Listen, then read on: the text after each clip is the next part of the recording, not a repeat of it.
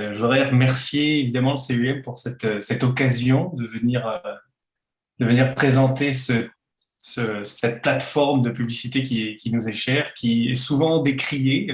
LinkedIn, on parle souvent de la publicité qui coûte cher, etc. On entend énormément de choses. C'est quelque chose qu'on va essayer de démystifier ensemble aujourd'hui pour qu'on puisse créer une stratégie gagnante. Et le mot gagnante va vraiment être intéressant aujourd'hui pour nous sur la plateforme LinkedIn.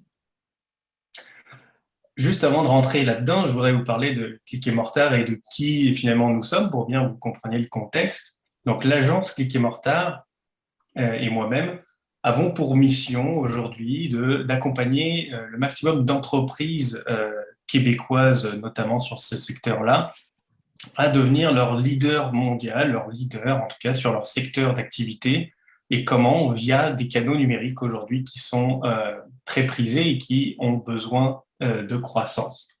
On utilise comment différents outils grâce à ça. D'abord, des outils d'avant-garde, le but étant de faire en sorte que les gens soient pionniers sur leur terrain et non pas juste rattraper, entre guillemets, le commun des mortels.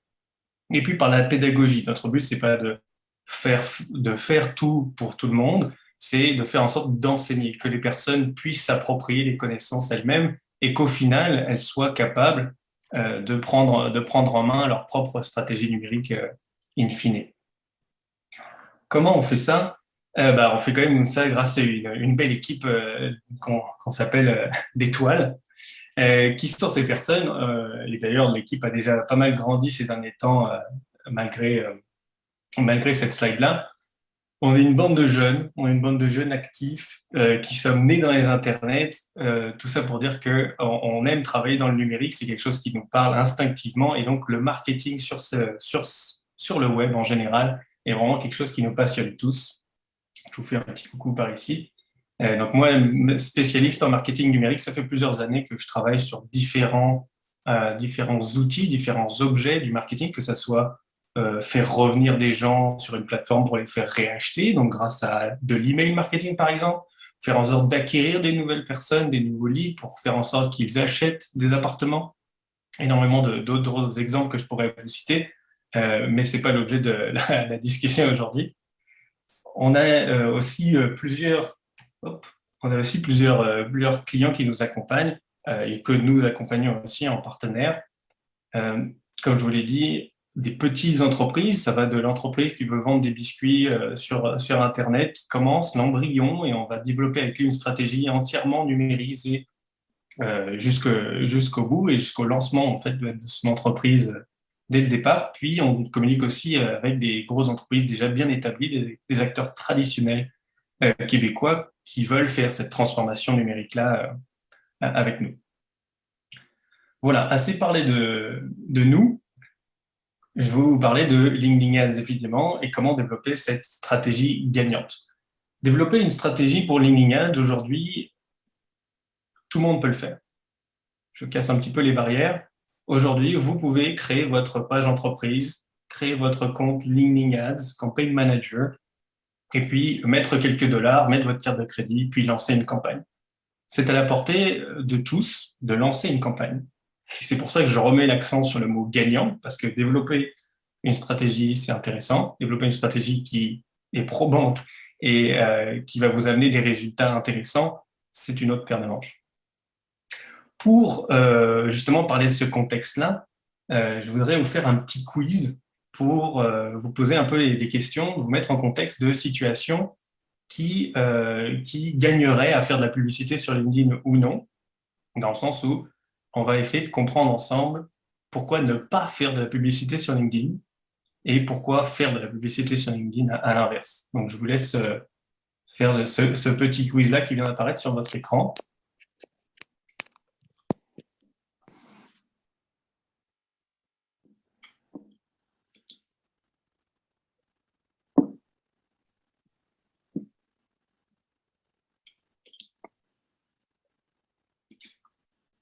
Ça rentre bien, ok. Je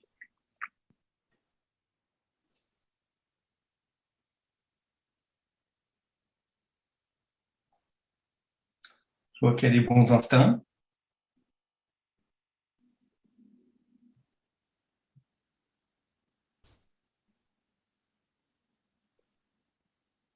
Super. Ben écoutez, on va passer quelques secondes là-dessus pour regarder ça ensemble. La première question ou la première situation était, je veux inciter l'achat de paires de chaussures sur mon site e-commerce. 75% d'entre vous ont répondu à ne pas faire. Et d'après mon expérience et d'après ce que vous pourrez lire aussi sur le reste de l'Internet, ce n'est pas une bonne pratique. Pourquoi? Tout simplement parce que la population, le type d'utilisateur qui se retrouve sur LinkedIn, ce n'est pas ce type de personnes-là qui cherchent à forcément acheter. Le site e-commerce, évidemment, on pourrait, ça ne veut pas dire que ce business-là ne peut pas faire de la publicité sur LinkedIn en général. Évidemment, elle est en capacité de le faire. C'est plus un conseil de dire que la population qu'on va viser aujourd'hui ne s'apporte pas, en tout cas ne s'attend pas à recevoir ce type de contenu. J'ai besoin d'attirer le plus de visiteurs possible sur mon site. On va en parler aussi tantôt. 86% ont dit à faire. C'est très intéressant parce que je vais vous montrer tantôt pourquoi ce n'est pas forcément une bonne pratique sur LinkedIn. LinkedIn, effectivement, il y a beaucoup d'utilisateurs, il y a beaucoup de champs de possibles, il y a énormément de gens qui s'y rendent. Donc, on pourrait avoir cette stratégie de dire, OK, je vais aller viser tous les utilisateurs possibles au Canada ou dans le monde entier, et mon but, c'est d'avoir le plus de trafic sur mon site possible. La question que je poserai aux gens qui ont répondu à faire, c'est est-ce que vous voulez du trafic ou du trafic de qualité? C'est possible d'aller chercher énormément de trafic. Si tous les gens se rendent compte que finalement, ça ne répond pas à leurs besoins, finalement, on aura à payer pour rien. La troisième chose, c'est troisième situation, je publie déjà sur LinkedIn et j'ai beaucoup de connexions. Bien vu sur la partie affaires. Ok, c'est très bien de publier déjà sur LinkedIn, d'avoir beaucoup de connexions, donc connaître beaucoup de monde. Donc à chaque fois qu'on fait une publication, pour ceux qui ont vu le webinaire avec Renaud en début d'année, évidemment qu'il va y avoir une grosse portée. On va pouvoir contacter beaucoup de monde organiquement, gratuitement. Malgré tout, c'est pas vous qui choisissez. Vous avez choisi vos contacts, évidemment, et puis eux-mêmes ont des contacts et ça va venir, l'algorithme va venir diffuser la publicité à ces personnes-là, mais vous n'êtes pas en contrôle total de qui finalement voit votre publication. La publicité vient répondre à ça. Donc, effectivement, c'est là où on est plus à faire. Si donc on peut passer dans la situation très clairement, puisque vous avez répondu quand même 2 sur 3 qui étaient bons, donc bravo à vous. Pourquoi ne pas faire de la publicité sur LinkedIn? 3 statements qui vont un peu vous mettre dans la situation. Le problème, c'est je cherche à vendre des produits de consommation en direct. Comme on vient d'en parler, je souhaite vendre des chaussures en direct sur le site. Ce n'est pas ce type de plateforme-là, ce n'est pas ce type d'utilisateur, d'audience qui s'attend à créer des achats de grande consommation sur LinkedIn.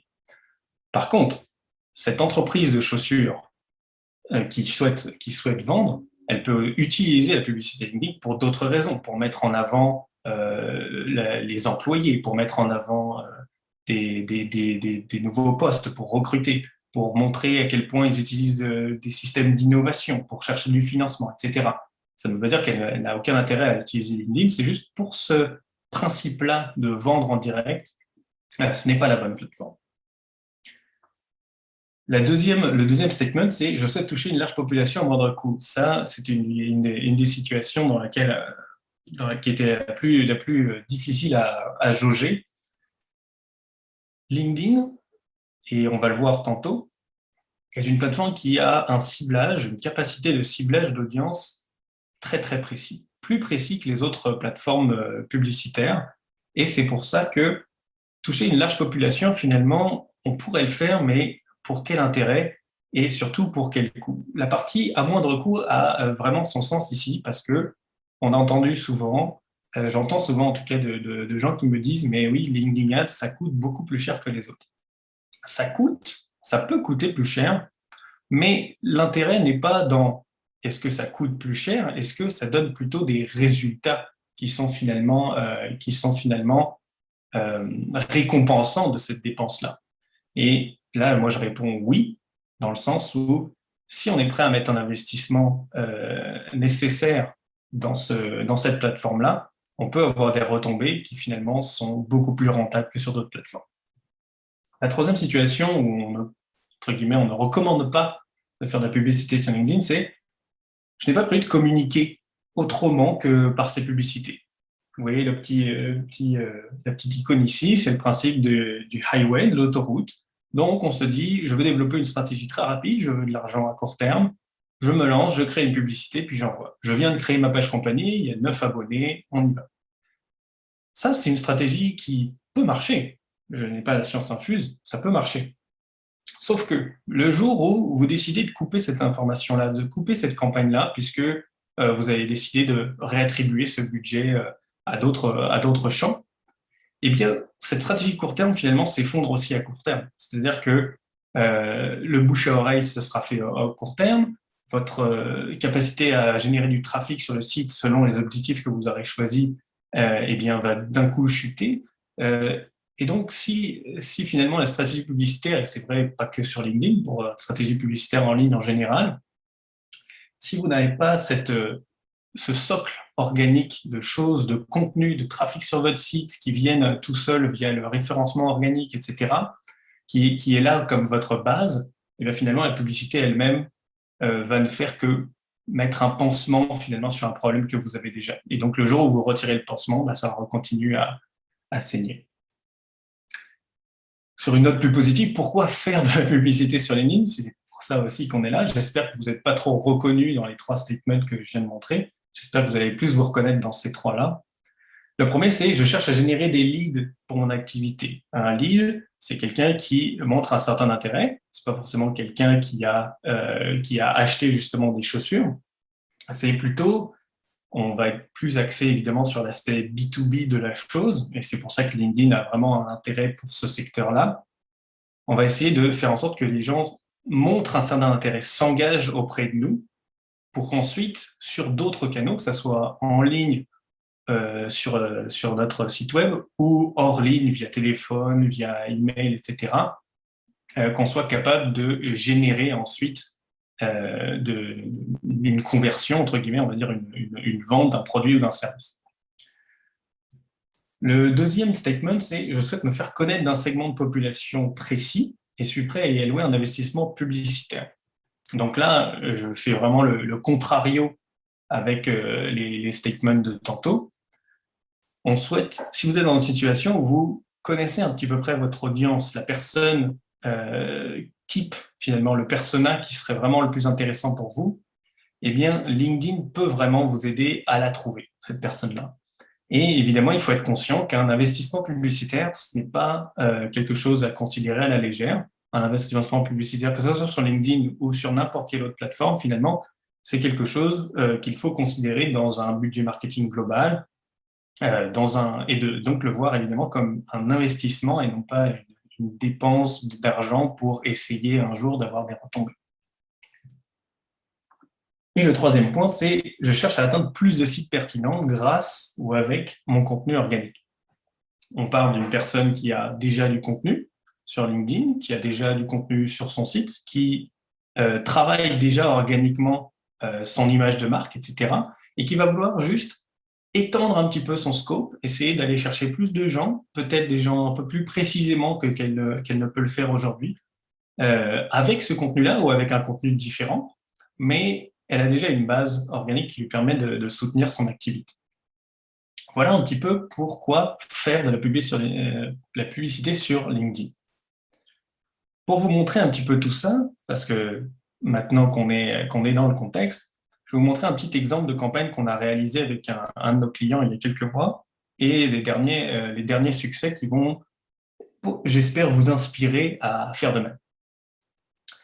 Je vous parle aujourd'hui de Solum Technologies. Solum Technologies, c'est une entreprise qui crée des luminaires de croissance pour serres professionnelles. Vous voyez déjà un peu le topo quand je vous dis le titre du produit. Ils ont aussi un service qui accompagne à l'implantation, qui a tout un software derrière d'accompagnement, une application mobile qui permet de gérer à distance les différentes recettes de lumière.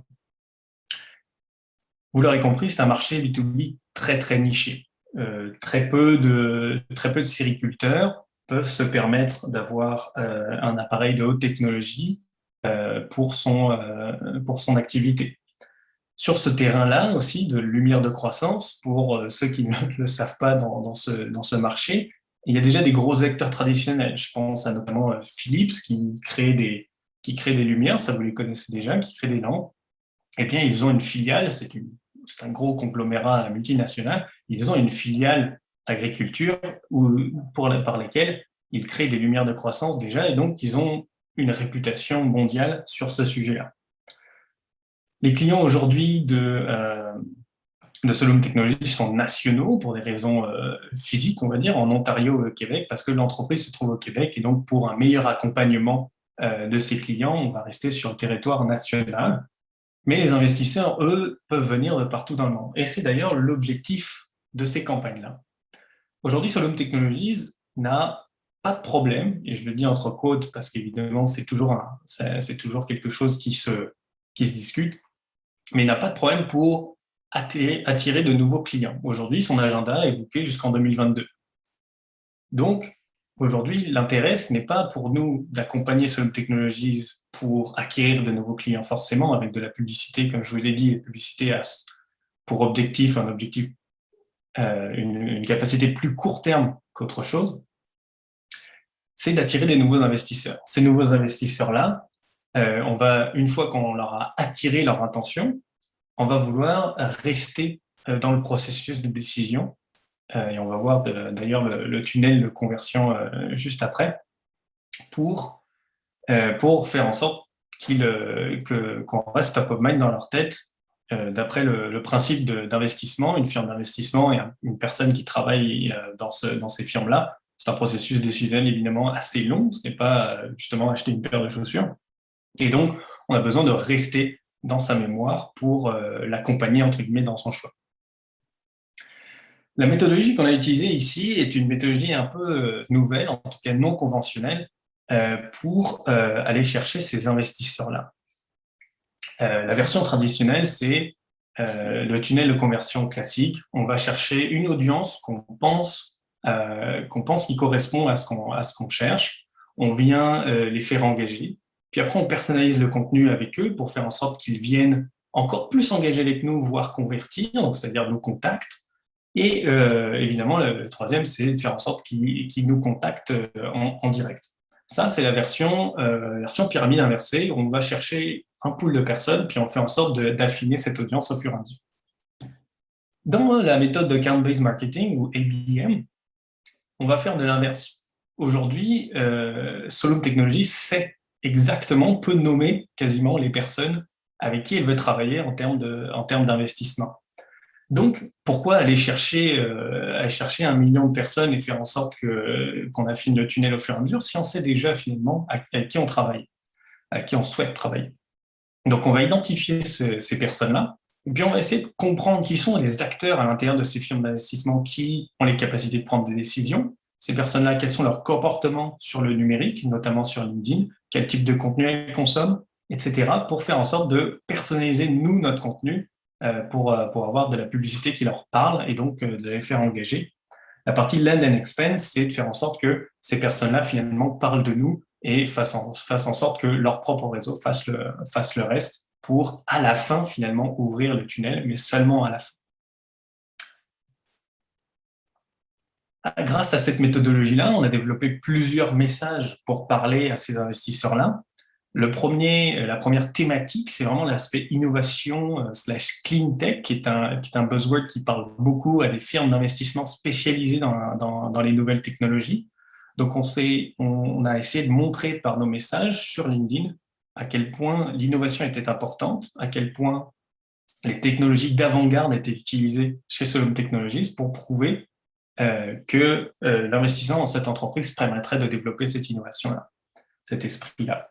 L'aspect business partenariat, comme vous l'avez vu, comme je vous l'ai dit tantôt, et ici la publication est très simple. Solum Technologies has projects lined up until 2022. Ça pourrait paraître contre-intuitif si on le présentait, cette publicité, à un potentiel prospect, à un sériculteur. Regarde, on est déjà booké. Viens nous parler. Finalement, ça ne corrèle pas tellement. Mais pour un investisseur, de savoir que l'agenda est déjà rempli, ça montre que c'est une entreprise en croissance, une entreprise qui a un calendrier sain et donc qui a des capacités à devenir plus grand grâce à un investissement certain.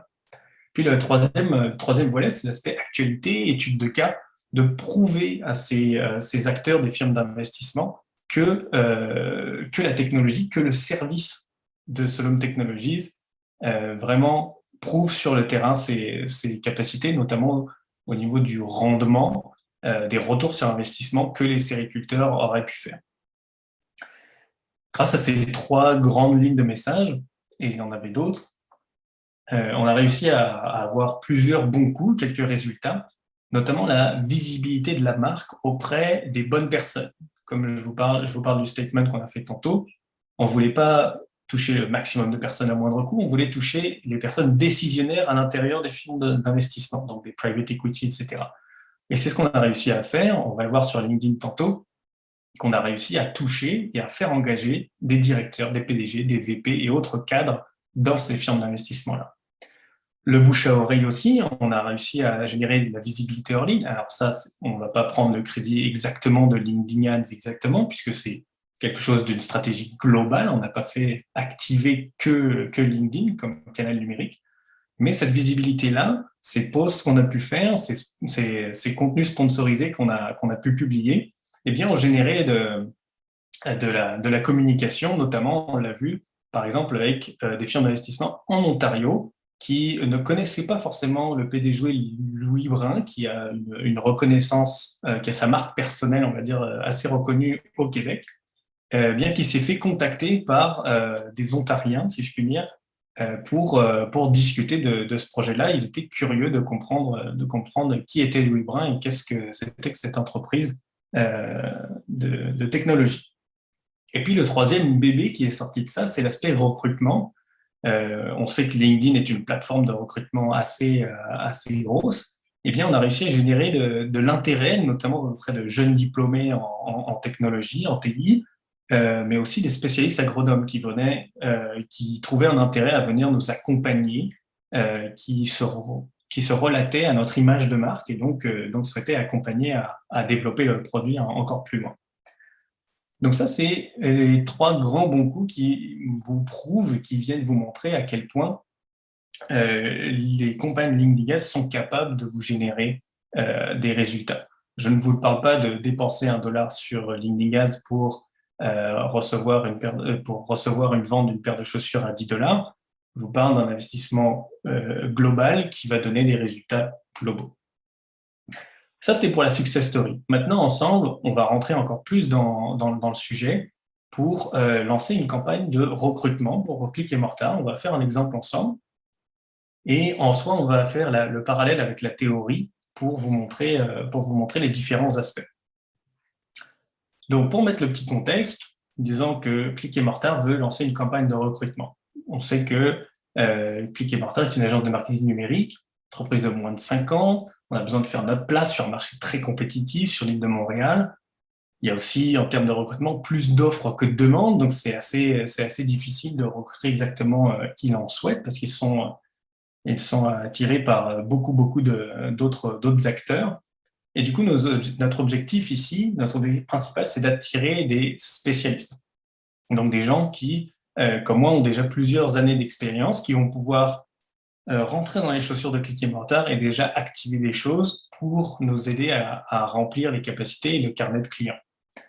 L'objectif secondaire, on va dire, qui est de montrer aux potentiels prospects notre présence sur LinkedIn et montrer un peu qui nous sommes, communiquer sur à quel point Click et Mortar est une entreprise accueillante et bienveillante, etc. Toute l'image de marque qui va autour permet aussi au recrutement, mais aussi à donc attirer les potentielles personnes pour montrer la capacité de croissance de l'entreprise. La partie théorie, ça va être ça. On va se baser sur 4 grandes questions pour lancer une campagne LinkedIn Ads. Et ça, c'est vraiment ce que je veux que vous reteniez aujourd'hui. Et on va se baser donc sur l'exemple de cette campagne de recrutement pour ça. La première question est, quel est l'objectif? Vous allez me dire, on vient d'en parler, c'est attirer des attirer des jeunes, pas des jeunes diplômés, mais des spécialistes. Là, je vous parle de l'objectif de la campagne. L'objectif business, évidemment, c'est le recruter. Mais l'objectif de la campagne, il va devoir se baser sur un tunnel de conversion, où est-ce que la personne est. Et on va extrapoler un peu plus que la campagne de recrutement. Mais dites-vous qu'une personne qui ne connaît pas Click et Mortar, qui travaille dans le numérique, qui n'est même pas dans une autre agence concurrente, qui travaille au Saskatchewan et qui cherche, qui travaille dans une firme en marketing, dans son département marketing d'une entreprise. Cette personne ne nous connaît pas. Notre objectif, il peut être très ambitieux de peut-être juste lui donner une offre d'emploi en disant regarde, Click et Mortar a une offre d'emploi pour toi à Montréal, viens à Montréal. Ok, ça on est d'accord que le pont est très très long. C'est pour ça que le tunnel de conversion existe, c'est-à-dire que la première étape pour une personne qui ne connaît pas beaucoup, c'est la notoriété, faire connaître sa marque, faire en sorte que on obtienne son attention. Une fois qu'on a obtenu cette attention-là, on va le faire rentrer dans une étape de considération. Cette personne-là, si elle se met dans un processus de recherche de nouvel emploi, et on va faire en sorte que cette personne-là nous considère dans ses choix. Donc le but, c'est de la faire interagir avec nous, de lui faire comprendre avec différents messages, différents arguments de vente, si je puis dire, de recrutement, à quel point nous sommes intéressants. Et puis l'aspect conversion, c'est une fois que cette personne-là a vraiment filtré au maximum ses choix, c'est de la faire passer à l'action finalement pour nous choisir. Ici, l'action finale pour nous, ça serait donc de remplir une candidature spontanée ou de répondre à l'offre d'emploi. On va d'ailleurs regarder, je vais vous montrer très clairement à quoi ça ressemble pour que démystifier au maximum la plateforme de LinkedIn Ads. Ici, on va vouloir créer une campagne, tout simplement. Si vous voyez bien, on va juste nommer la campagne recrutement. Et la toute première étape de cette création de campagne, ça va être de choisir l'objectif. Je vais faire une petite pause ici. Vous voyez qu'il y a, en fonction de ces trois étapes du tunnel, notoriété, considération et conversion, il va y avoir des objectifs que LinkedIn définit. Ils sont importants à bien choisir, ces objectifs, parce que ça va déterminer un peu la suite du cheminement des différents choix d'audience et de format publicitaire notamment. Donc, il faut choisir le bon objectif. Nous, aujourd'hui, pour une cible québécoise qui travaille dans une agence concurrente, on va essayer d'aller directement à l'objectif candidature. L'objectif de candidature, il correspond à une offre de candidature qui est publiée déjà sur LinkedIn, qu'on va vouloir publiciser. Une fois qu'on a déterminé cet objectif-là, qui est pour cette campagne-ci, pour cet objectif-là, on peut en faire de multiples pour différentes étapes du tunnel de conversion, évidemment, pour avoir une stratégie encore plus gagnante. La deuxième question, c'est qui ai-je besoin de viser? Évidemment, ça c'est la grande question, parce qu'on pourrait très bien dire je veux que tout le monde qui a le mot marketing dans leur profil vienne nous voir. Mais ça, c'est peut-être pas assez précis, et c'est là que gagne LinkedIn Ads par rapport à d'autres plateformes. Les critères géographiques, démographiques, c'est des choses qui existent et qui sont plutôt classiques, mais c'est l'aspect sociétal et l'aspect intérêt qui va venir vraiment nous intéresser ici. Je vous montre en prime time comment ça se passe.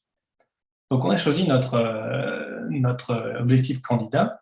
On va choisir le Québec en géographie et non le Canada en entier, puisqu'on va essayer de se limiter géographiquement pour pouvoir répondre à la demande.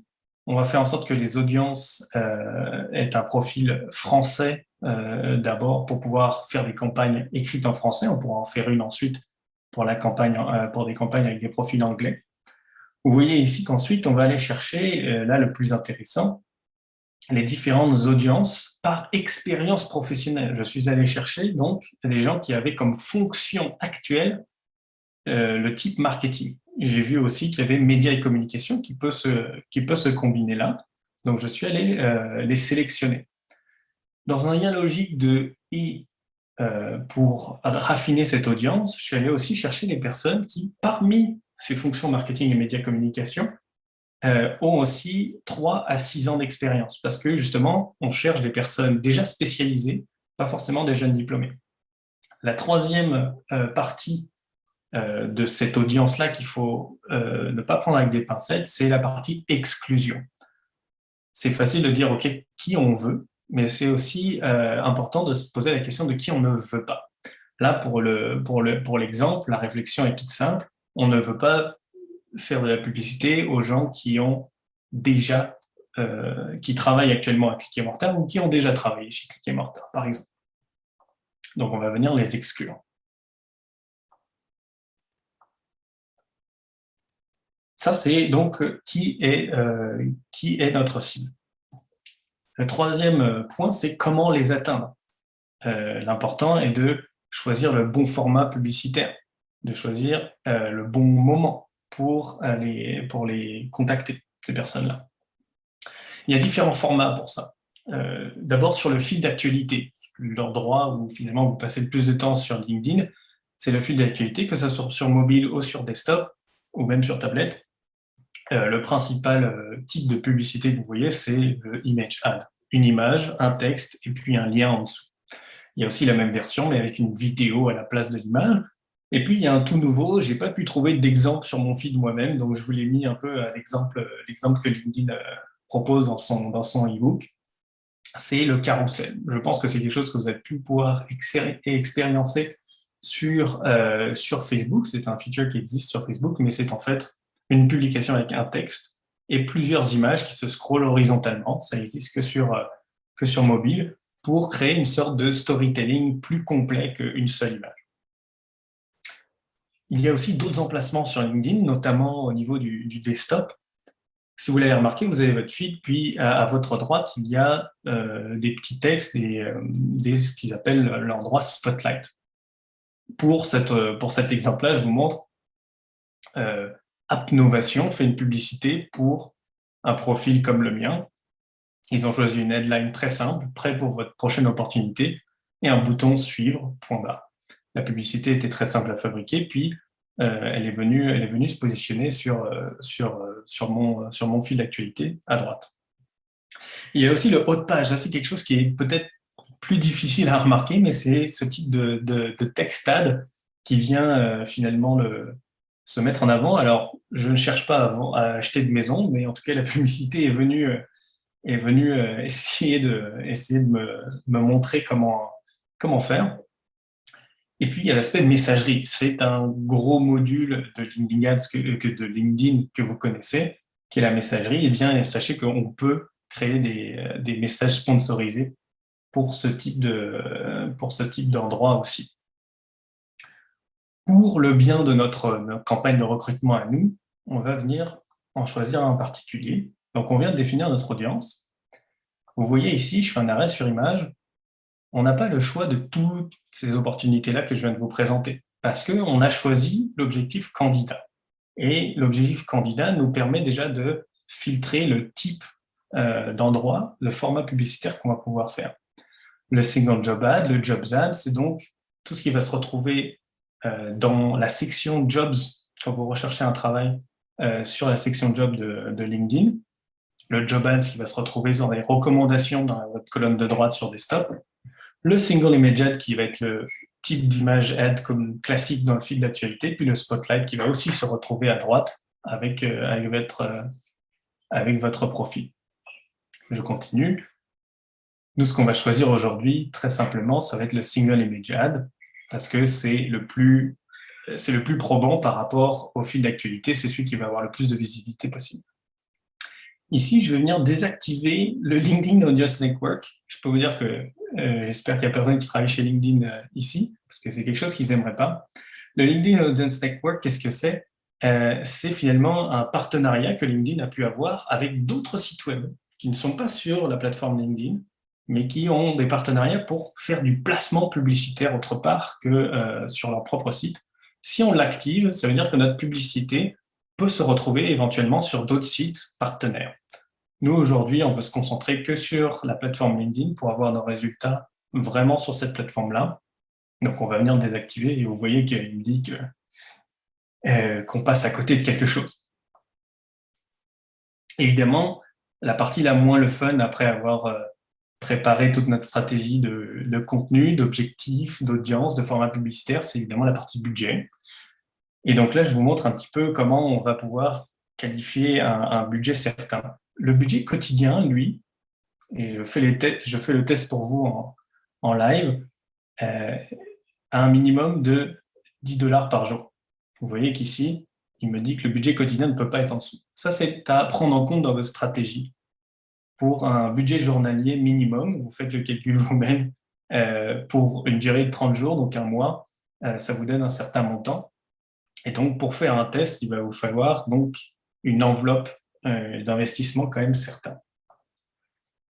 Ici, ensuite, le type d'enchère, je voulais vous montrer très rapidement, c'est que on va pouvoir optimiser, et ça, c'est l'algorithme de LinkedIn Ads qui va le faire pour vous, mais optimiser sur le clic sur la page de destination. C'est que LinkedIn Ads, lui, va garder en tête que il faut que les personnes, finalement, à qui il va aller montrer la publicité, cliquent le plus possible sur la page de destination. C'est le premier indicateur pour lui que la publicité est en santé.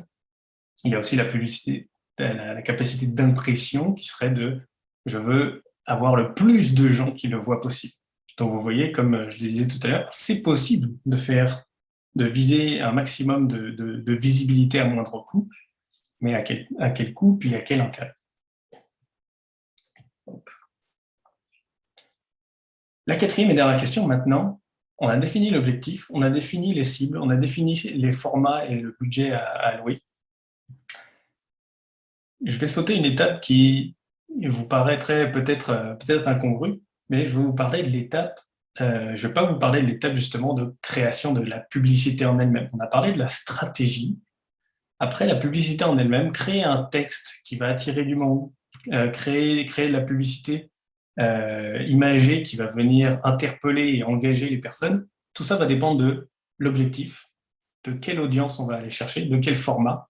Et donc, je pourrais faire toute une autre formation sur comment créer une compelling publicité, mais ce n'est pas le sujet du jour. Sur le sujet, c'est vraiment la stratégie. Si vos 3 blocs sont déjà bien définis au départ, le reste devrait couler de lui-même.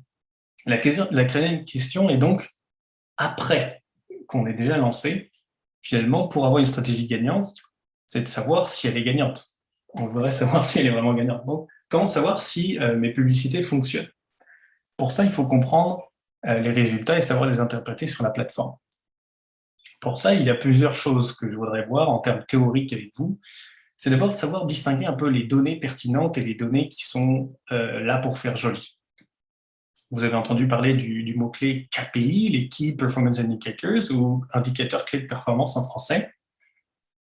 Ce principe-là vient essayer de filtrer le nombre de métriques qu'on va vouloir regarder au quotidien, parce que vous êtes des entrepreneurs, vous n'avez pas forcément le temps de vous pencher des heures et des heures dans les chiffres et les chiffres que vous propose LinkedIn ou n'importe quelle autre plateforme. Il faut savoir choisir les plus pertinents. Les KPI, ce sont ces choses-là qui sont les plus pertinentes, généralement des ratios, généralement des pourcentages ou des coûts par quelque chose, ou des moyennes. C'est là que je vais vous faire la différence entre ce qu'on appelle les vanity metrics, c'est des métriques qui sont là pour faire joli, pour vous faire sentir bien, entre guillemets. Oh, j'ai eu 100 000 impressions sur ma publicité, c'est génial. Mais est-ce que 100 000 impressions et vous avez une personne qui a cliqué, est-ce que c'est vraiment si génial que ça? Le coût par 1000 impressions, c'est un des premiers KPI qui vient, entre guillemets, remplacer ce nombre d'impressions que vous voudriez regarder en premier, qui vous tente le plus, parce que c'est celui qui est le plus gros, si je puis dire. Le coût par impression, ça vient vous donner un peu la pertinence de votre campagne. Est-ce que les personnes que je touche me coûtent cher? Est-ce que les personnes sont assez précises pour me coûter un certain prix? J'arrête tout de suite ici. Un CPM, un coût par 1000 impressions, il peut être élevé, il peut être pas élevé. Ça n'indique pas forcément exactement la performance de votre campagne, le but étant d'être le plus près possible de l'objectif lui-même. Si nous avions pour notre campagne de recrutement un coût par 1000 impressions de 75 dollars et que finalement on arrivait à recruter des gens à chaque fois qu'il y avait quelqu'un qui cliquait, le CPM n'aurait pas d'intérêt pour nous de finalement le mesurer ou n'aurait pas vraiment d'impact. Le taux de clic, évidemment, on veut savoir combien de gens ont cliqué, mais finalement, c'est parmi ces gens qui ont vu la publicité, combien ont cliqué qui va le plus nous intéresser, le fameux CTR. le taux de rebond sur le site, combien de personnes qui ont visité mon site ou qui ont visité ma landing page ont fini par effectuer une action, ou combien sont repartis, le taux de rebond définit cela, combien sont repartis sans effectuer aucune action. Ça définit la pertinence des personnes qu'on a ciblées. Et c'est ça qu'on veut avec ces ratios, c'est la pertinence des personnes qu'on cible pour pouvoir l'affiner au fur et à mesure, et non juste des volumes. Il y a aussi l'aspect taux de conversion, puis coût par conversion, qui vient nous dire que combien on a payé pour chacune de ces candidatures pour notre campagne de recrutement, par exemple, plutôt que de se satisfaire de dire on a eu 20 leads. Le principe, effectivement, je vous dis, créer une stratégie gagnante. Une stratégie gagnante ne se définit pas du premier coup, forcément. C'est possible, évidemment. Mais c'est souvent un travail d'essai-erreur, ou d'essai, puis affinage vers un objectif encore plus précis. Le principe de Web Analytics, là, ici, qui est expliqué, c'est toujours de réinventer ou d'améliorer, de se remettre en question tout le temps. Quand on définit des objectifs, quand on construit justement, on définit les KPI qu'on va vouloir suivre par rapport à cet objectif-là, qu'on va récupérer l'information de LinkedIn Ads, évidemment, on va pouvoir analyser et donc tester de nouvelles choses. Le principe de test, cette méthodologie est très simple, c'est de faire varier des choses qui sont pertinentes. Et vous voyez dans l'exemple ici que si je rajoute des petites tâches finalement sur l'arbre, est-ce que c'est une vraie différence qui va me faire comprendre que les utilisateurs préfèrent cette image à l'autre? Pas forcément, alors que la grosse différence entre le background bleu et vert me permettent de créer cette différence et donc de montrer s'il y a une vraie variance ou pas. On peut faire varier énormément de choses, que ce soit le texte, le bouton, le call to action, l'image, le format lui-même, donc tester plusieurs campagnes avec plusieurs formats différents, le type de page aussi sur lesquelles les personnes se retrouvent, et puis évidemment faire varier le ciblage. On peut aller chercher des personnes autour du Saguenay et faire exactement la même publicité et aller les chercher autour de Montréal et voir comment ces personnes réagissent différemment, comment on est capable peut-être de personnaliser ce contenu pour différentes géographies, pour différents appareils aussi. Peut-être que, comme je vous l'ai dit, le carrousel n'étant disponible que sur mobile, peut-être qu'on va vouloir faire une campagne spécialisée là-dessus. Et puis, sur les intérêts, sur les différentes fonctions, on pourrait faire une campagne à chaque fois. Ça deviendrait très long et très, très complexe à gérer ensuite. Mais on pourrait faire effectivement pour chaque fonction qu'on cible une campagne qui viendrait découper l'information le plus granulairement possible et donc qui serait capable après ensuite de les comparer. Voilà un peu pour la méthodologie. Je vais vous montrer très, très facilement un peu les rapports que peut donner LinkedIn. Vous voyez qu'il peut donner sur certaines informations des évolutions de la performance. Et je m'arrête ici parce que l'aspect démographique est vraiment le plus intéressant. Regarde. Hop, excusez-moi.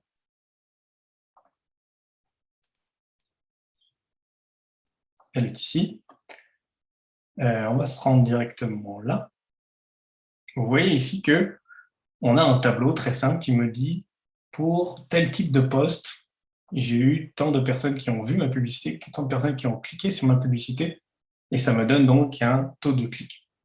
Ok, on est super content. Si on regarde juste comme ça, classé par impression, le plus de personnes qui ont vu ma publicité, c'est responsable de projet. On est dans le projet de Soloop Technologies où on cherche à attirer des investisseurs, des personnes au poste décisionnaire.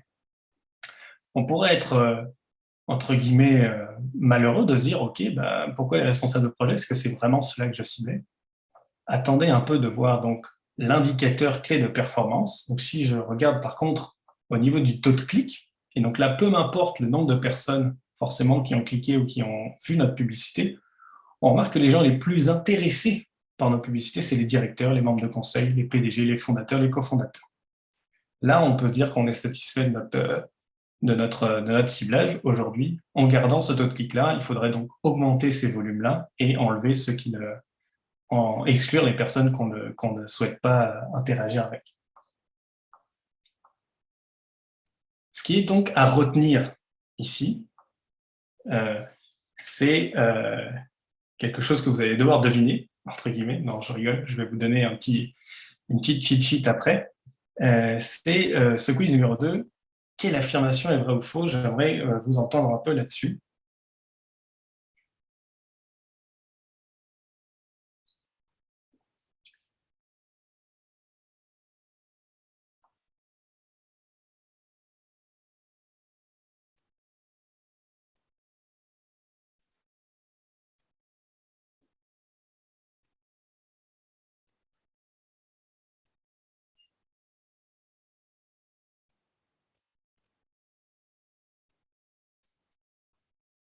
Ok, ok.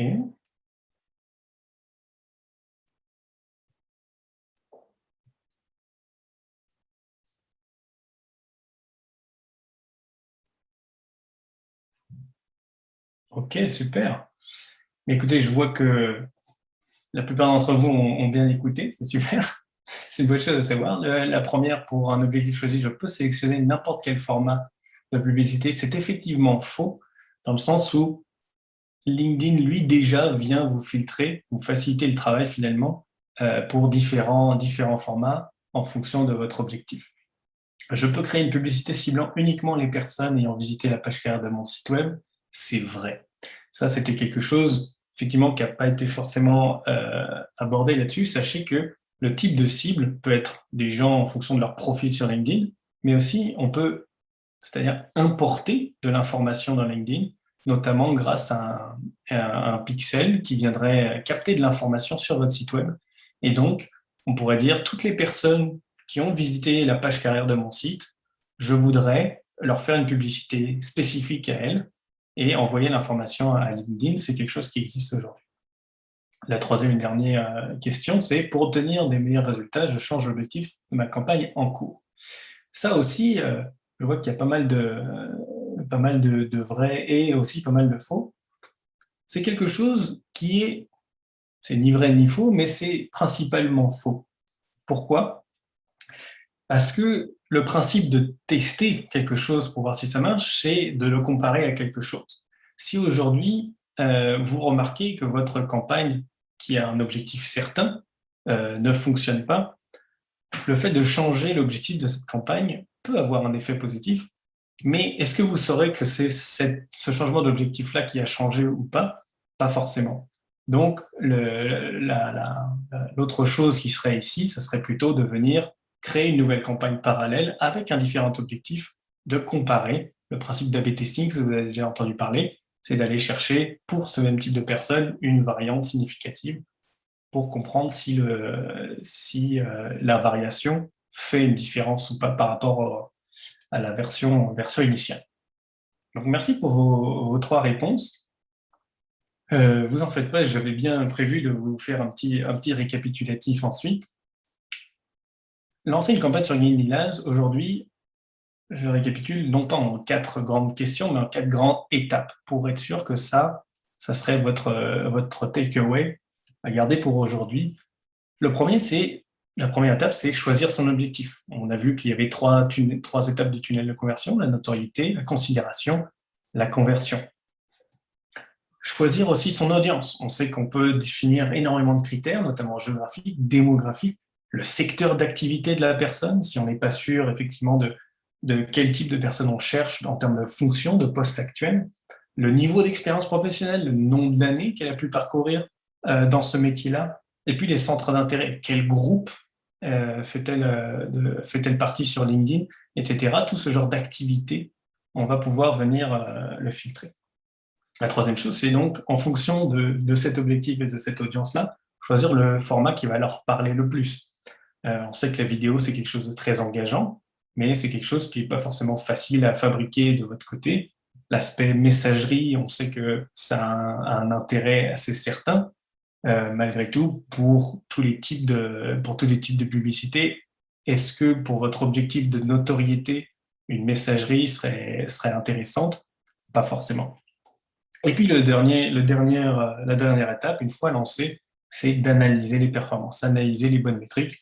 Je vous en mets 3 qui sont vraiment les plus importantes et puis les plus standards à travers toutes les campagnes qu'on a pu faire d'expérience.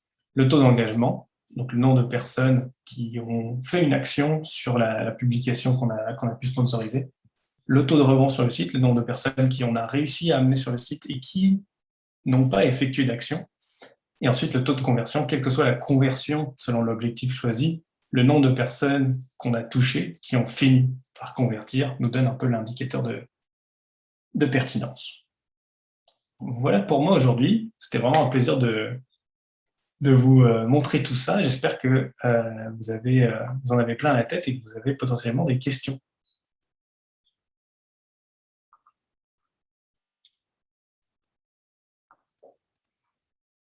Est-ce que, Christian, tu avais récupéré des questions, je crois?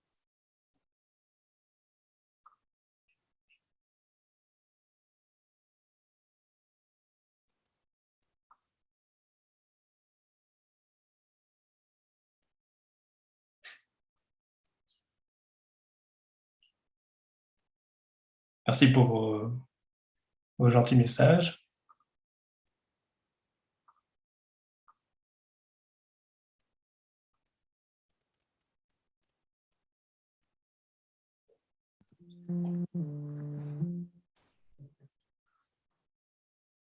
Allô, allô? Ah, voilà, Christian. Merci. Ah, j'ai enfin eu la chance de pouvoir me mettre à mute. Mathieu, un grand merci pour ces explications vraiment très complètes et détaillées. Je suis convaincu que nos participants ont tous apprécié et d'ailleurs, je le constate très bien dans le chat, ça roule de façon exceptionnelle.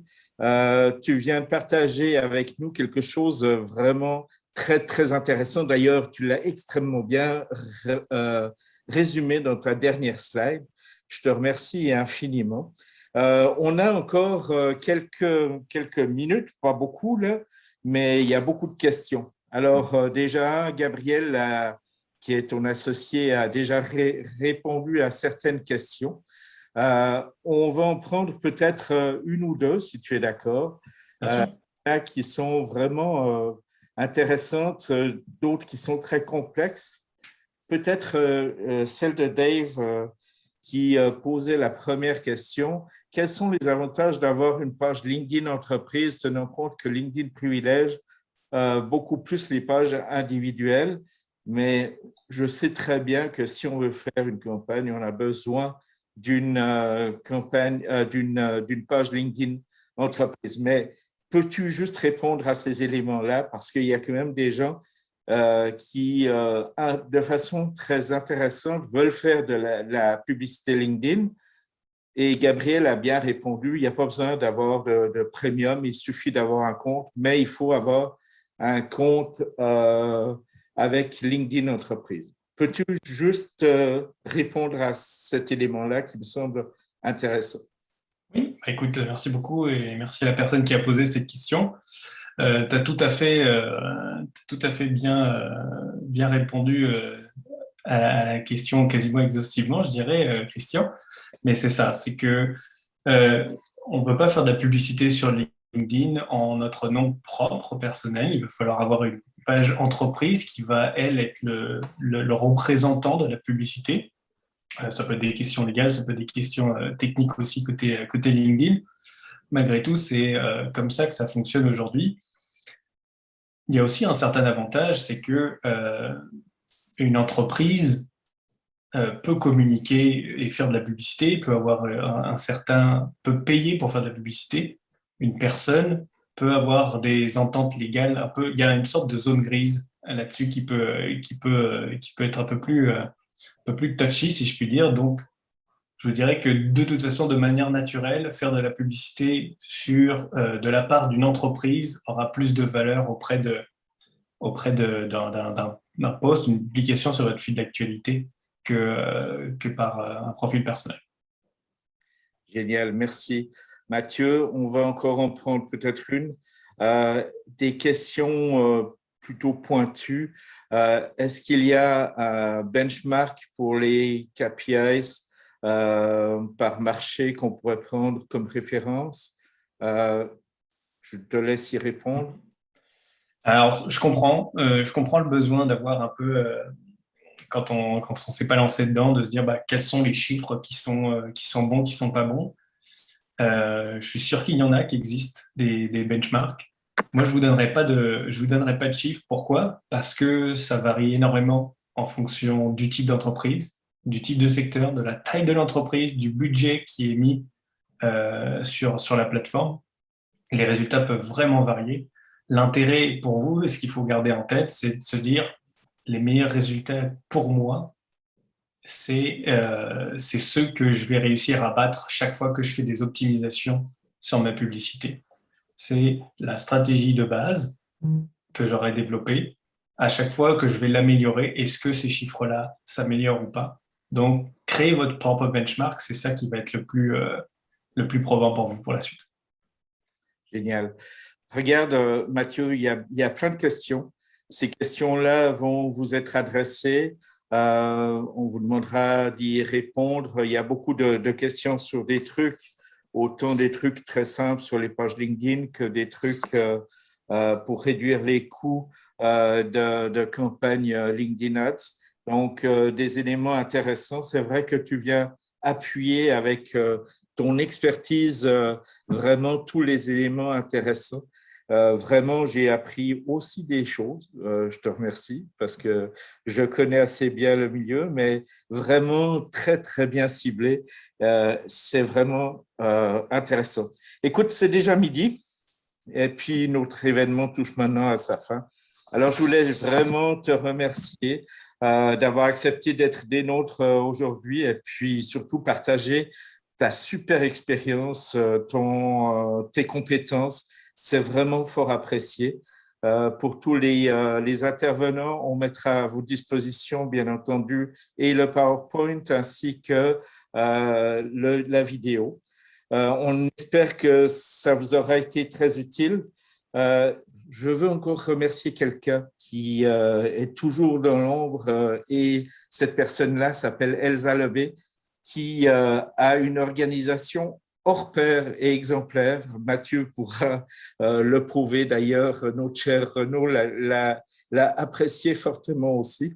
Donc, je veux aussi vous donner un autre rendez-vous dans 2 semaines pour notre prochain panel discussion qui aura lieu avec des invités spéciaux. Donc, il y aura United National Global Compact Network Canada, la Fondation David Suzuki, Whale Seeker, Electrum Charging Solution et DE Design and Environment, ce qui portera cette fois sur les objectifs de développement durable, sur la façon dont les entreprises peuvent traduire les aspirations des objectifs durables, justement, en opportunités et capitaliser sur l'innovation pour bâtir un avenir plus vert et plus durable. Un rendez-vous donc à ne pas manquer. Et en attendant, il ne me reste plus qu'à vous souhaiter un excellent appétit et une excellente après-midi. Alors, je vous souhaite à tous une bonne journée. Salut tout le monde. Merci beaucoup à vous.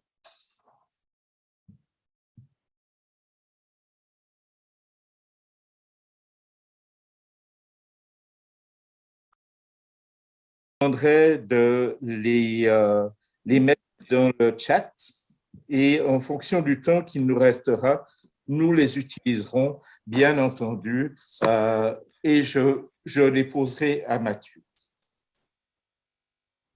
Pour finir, je voulais profiter de l'occasion pour remercier, bien entendu, chaleureusement nos partenaires et commanditaires qui nous soutiennent dans l'ensemble de nos activités, à savoir le MEI, le ministère de l'Économie et de l'Innovation, DEC, Développement économique Canada, et le programme d'aide à la recherche industrielle du CNRC, donc le CNRC Paris, ainsi que Raymond Chabot Grant Thornton.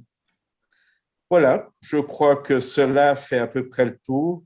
Je laisse donc sans tarder le micro à Mathieu pour qu'il puisse nous expliquer ce qu'il faut faire et surtout ne pas faire pour bien réussir ses publicités sur LinkedIn. Mathieu, c'est à toi. Merci beaucoup, Christian. Et puis, je vais vous partager mon écran tout de suite avec une petite présentation. Je voudrais remercier évidemment le CUM pour cette occasion de venir présenter cette plateforme de publicité qui nous est chère, qui est souvent décriée. LinkedIn, on parle souvent de la publicité qui coûte cher, etc. On entend énormément de choses. C'est quelque chose qu'on va essayer de démystifier ensemble aujourd'hui pour qu'on puisse créer une stratégie gagnante. Et le mot gagnante va vraiment être intéressant aujourd'hui pour nous sur la plateforme LinkedIn. Juste avant de rentrer là-dedans, je voudrais vous parler de Click et Mortar et de qui finalement nous sommes pour bien vous compreniez le contexte. Donc l'agence Click et Mortar et moi-même avons pour mission aujourd'hui d'accompagner le maximum d'entreprises québécoises, notamment sur ce secteur-là, à devenir leur leader mondial, leur leader en tout cas sur leur secteur d'activité, et comment via des canaux numériques aujourd'hui qui sont très prisés et qui ont besoin de croissance. On utilise comment différents outils grâce à ça. D'abord, des outils d'avant-garde, le but étant de faire en sorte que les gens soient pionniers sur leur terrain et non pas juste rattraper, entre guillemets, le commun des mortels. Et puis par la pédagogie. Notre but, c'est pas de faire tout pour tout le monde, c'est de faire en sorte d'enseigner, que les personnes puissent s'approprier les connaissances elles-mêmes et qu'au final, elles soient capables de prendre en main leur propre stratégie numérique in fine. Comment on fait ça?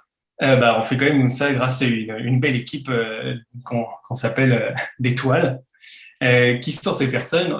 Et d'ailleurs, l'équipe a déjà pas mal grandi ces derniers temps, malgré cette slide-là. On est une bande de jeunes, on est une bande de jeunes actifs qui sommes nés dans les internets.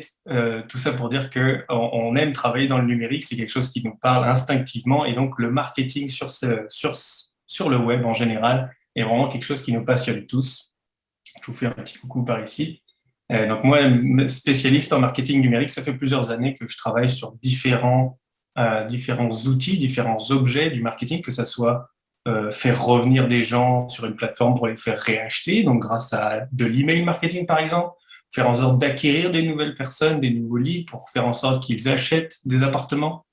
Énormément d'autres exemples que je pourrais vous citer, mais ce n'est pas l'objet de la discussion aujourd'hui. On a aussi plusieurs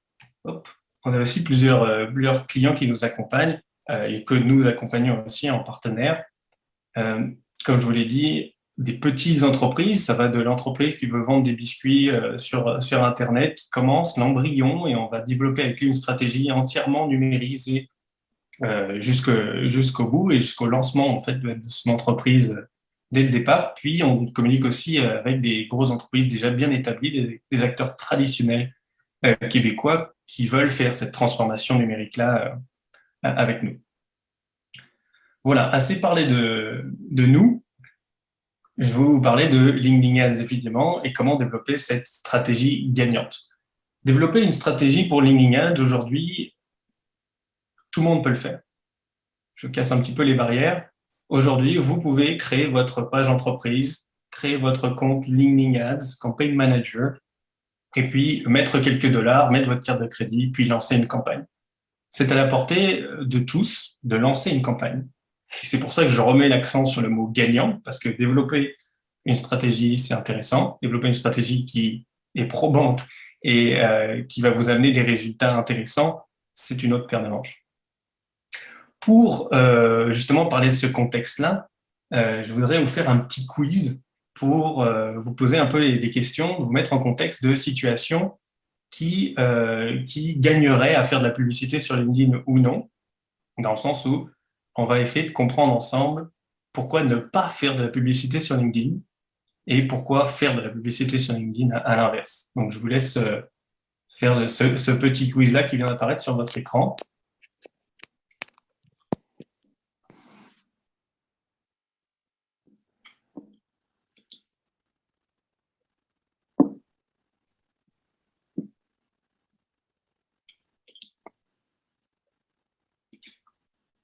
Ça rentre bien, OK. Je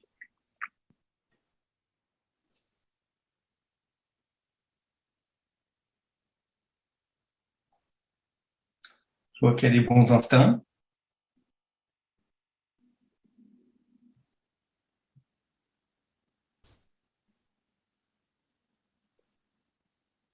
Super.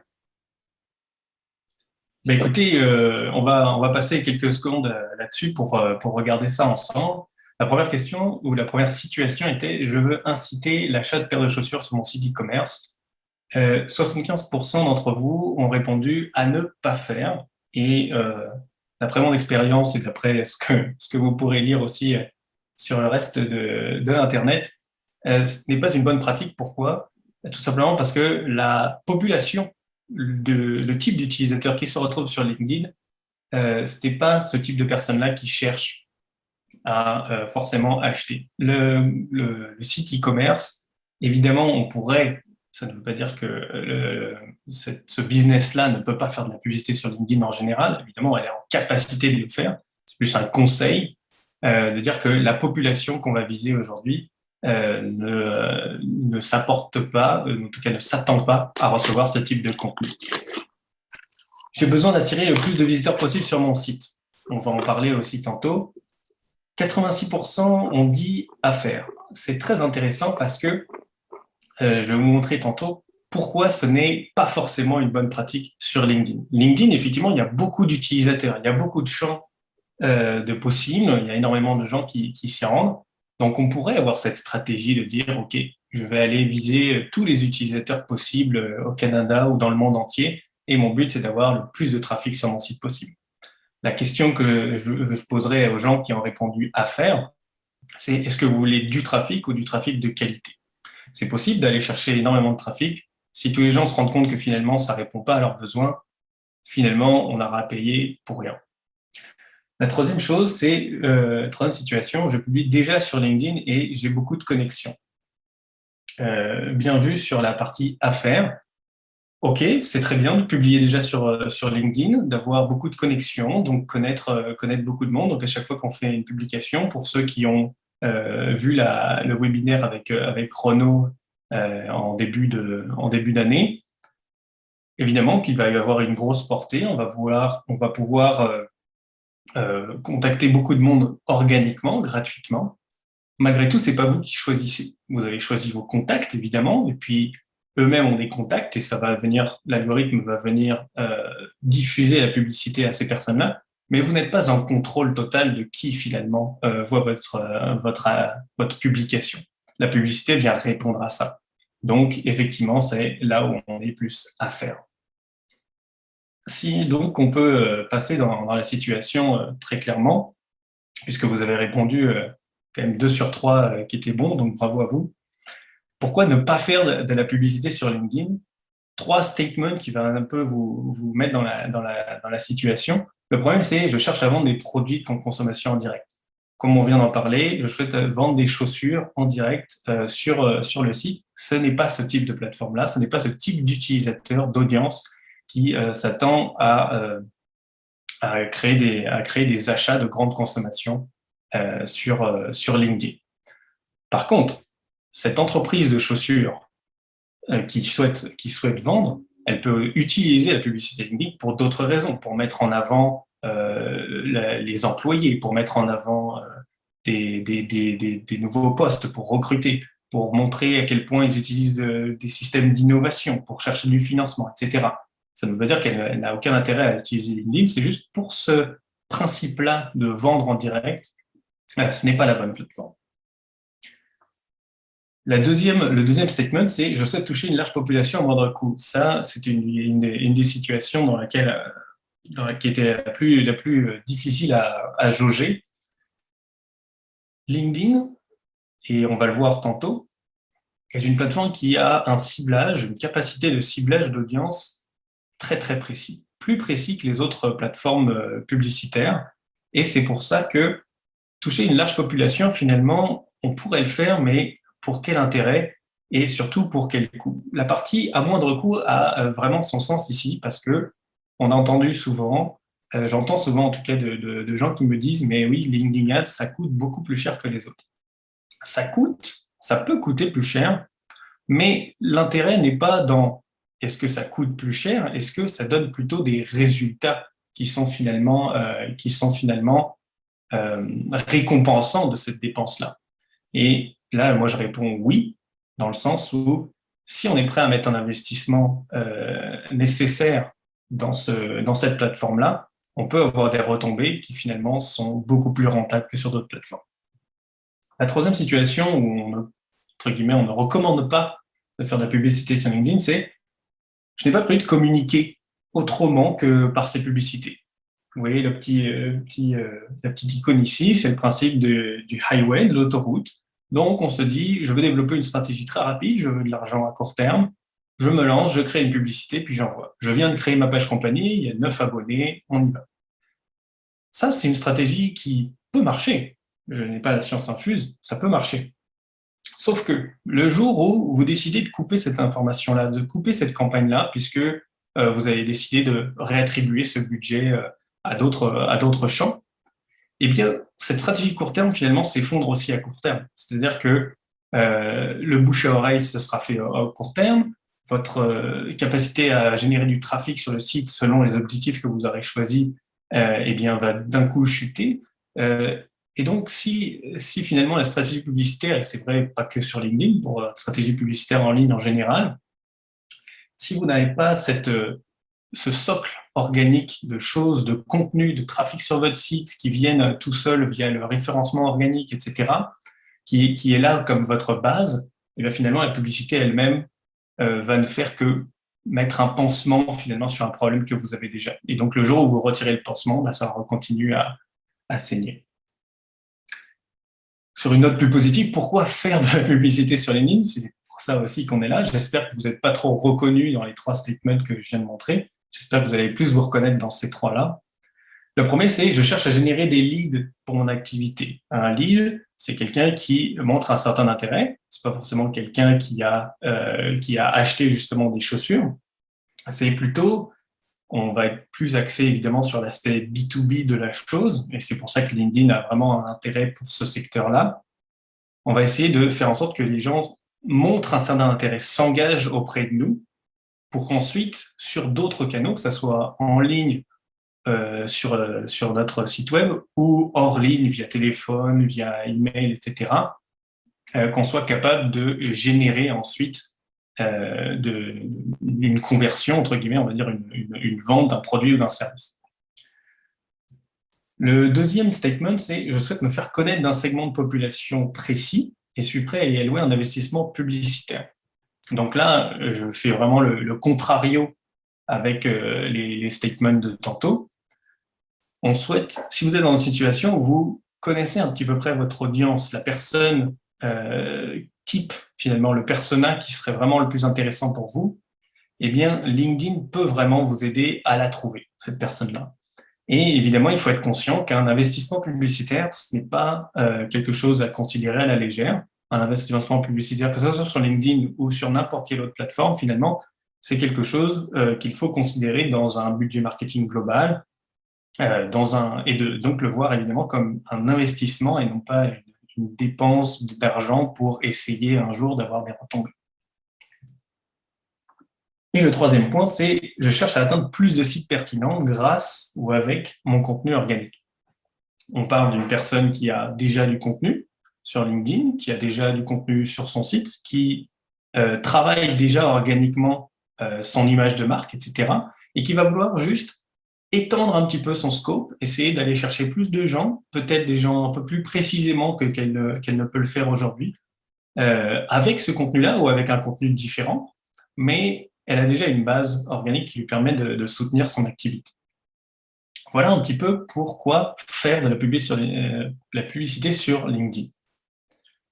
Pour vous montrer un petit peu tout ça, parce que maintenant qu'on est dans le contexte, je vais vous montrer un petit exemple de campagne qu'on a réalisé avec un de nos clients il y a quelques mois et les derniers succès qui vont, j'espère, vous inspirer à faire de même.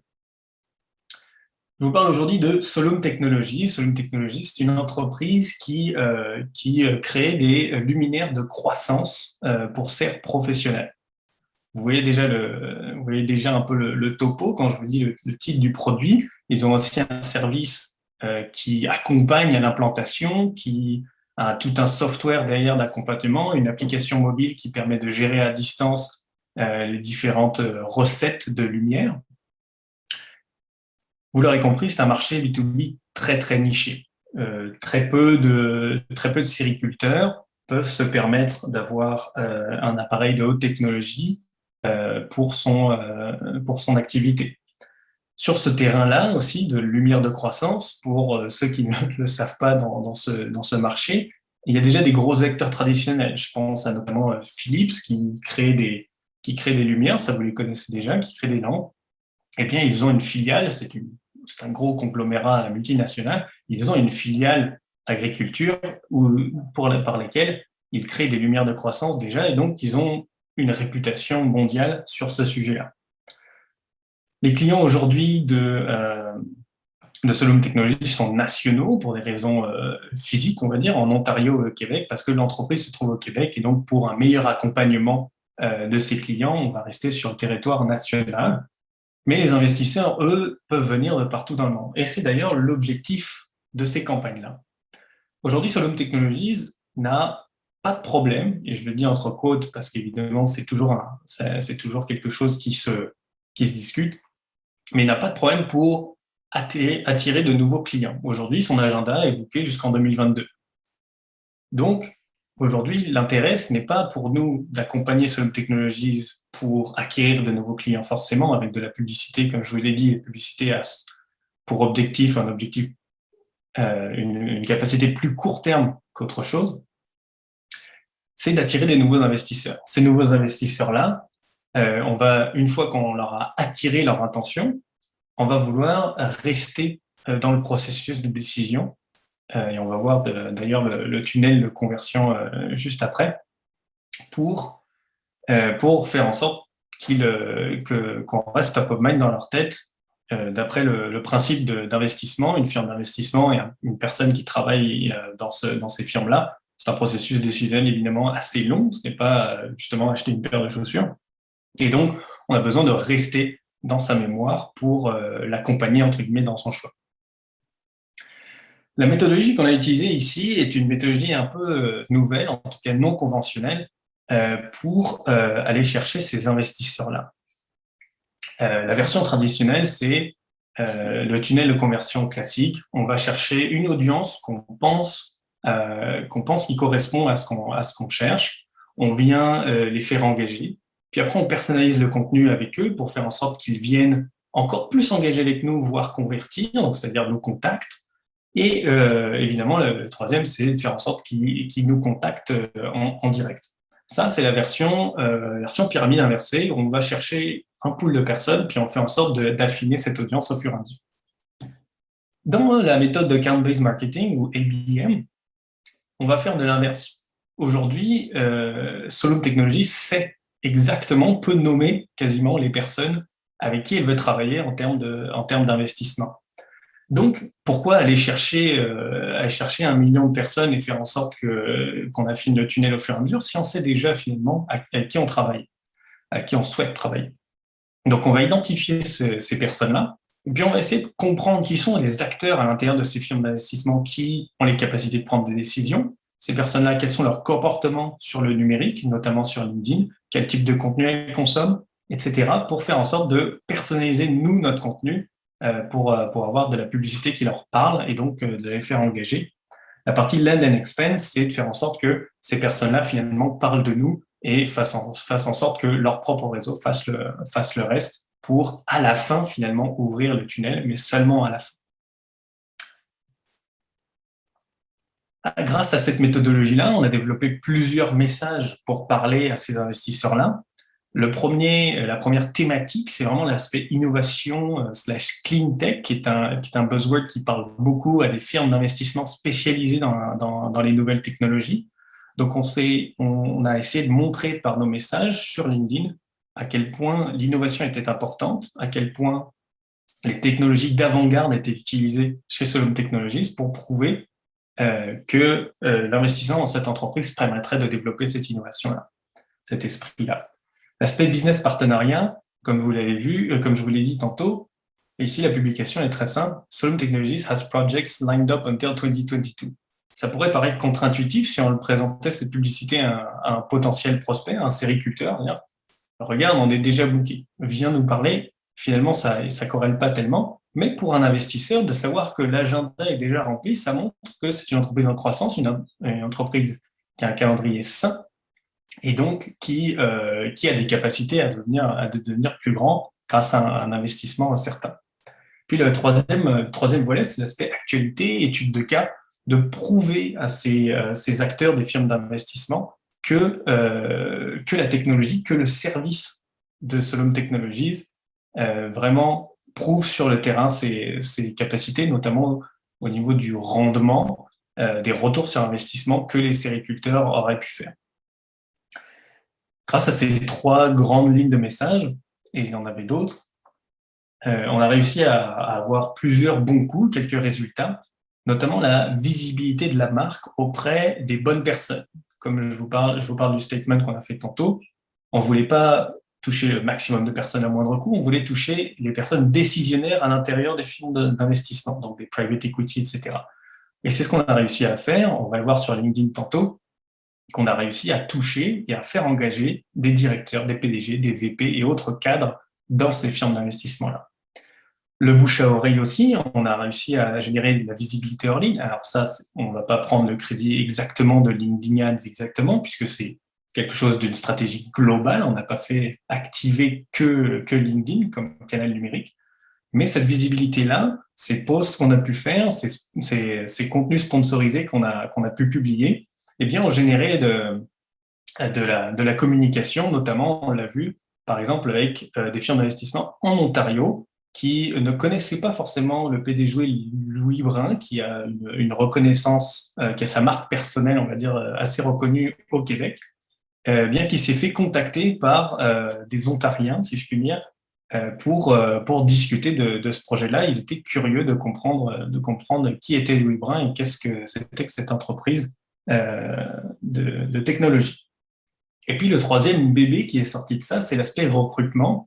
On sait que LinkedIn est une plateforme de recrutement assez grosse. Eh bien, on a réussi à générer de l'intérêt, notamment auprès de jeunes diplômés en technologie, en TI, mais aussi des spécialistes agronomes qui trouvaient un intérêt à venir nous accompagner, qui se relataient à notre image de marque et donc souhaitaient accompagner à développer le produit encore plus loin.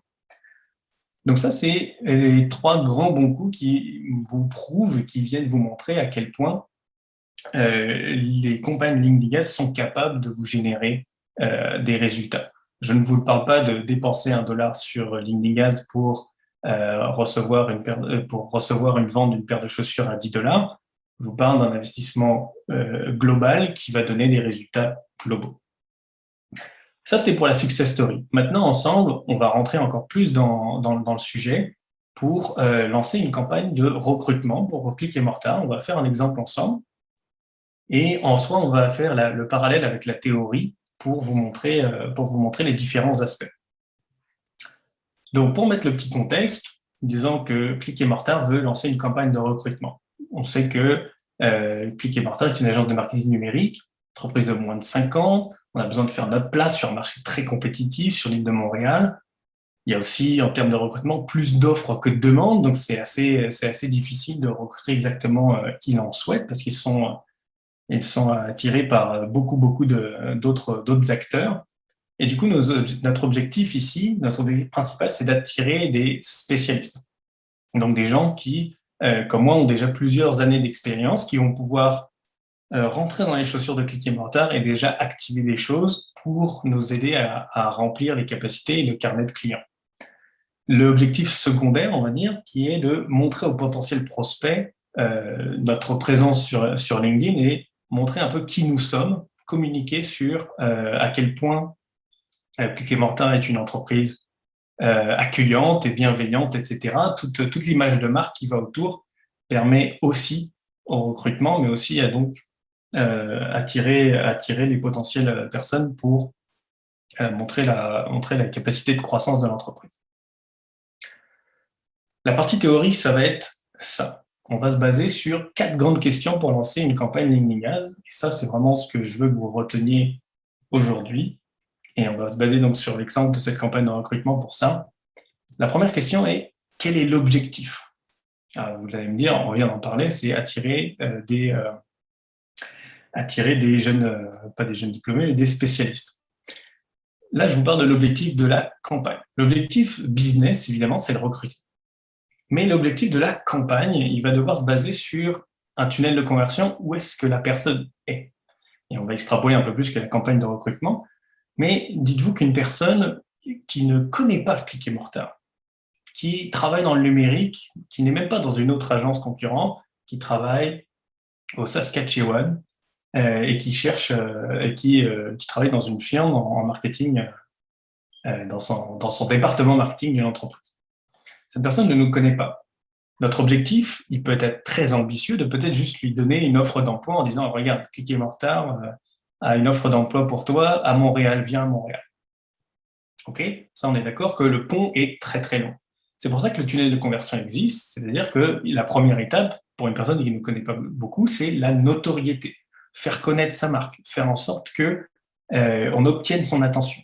Une fois qu'on a obtenu cette attention-là, on va le faire rentrer dans une étape de considération. Cette personne-là, si elle se met dans un processus de recherche de nouvel emploi, et on va faire en sorte que cette personne-là nous considère dans ses choix. Donc, le but, c'est de la faire interagir avec nous, de lui faire comprendre avec différents messages, différents arguments de vente, si je puis dire, de recrutement, à quel point nous sommes intéressants.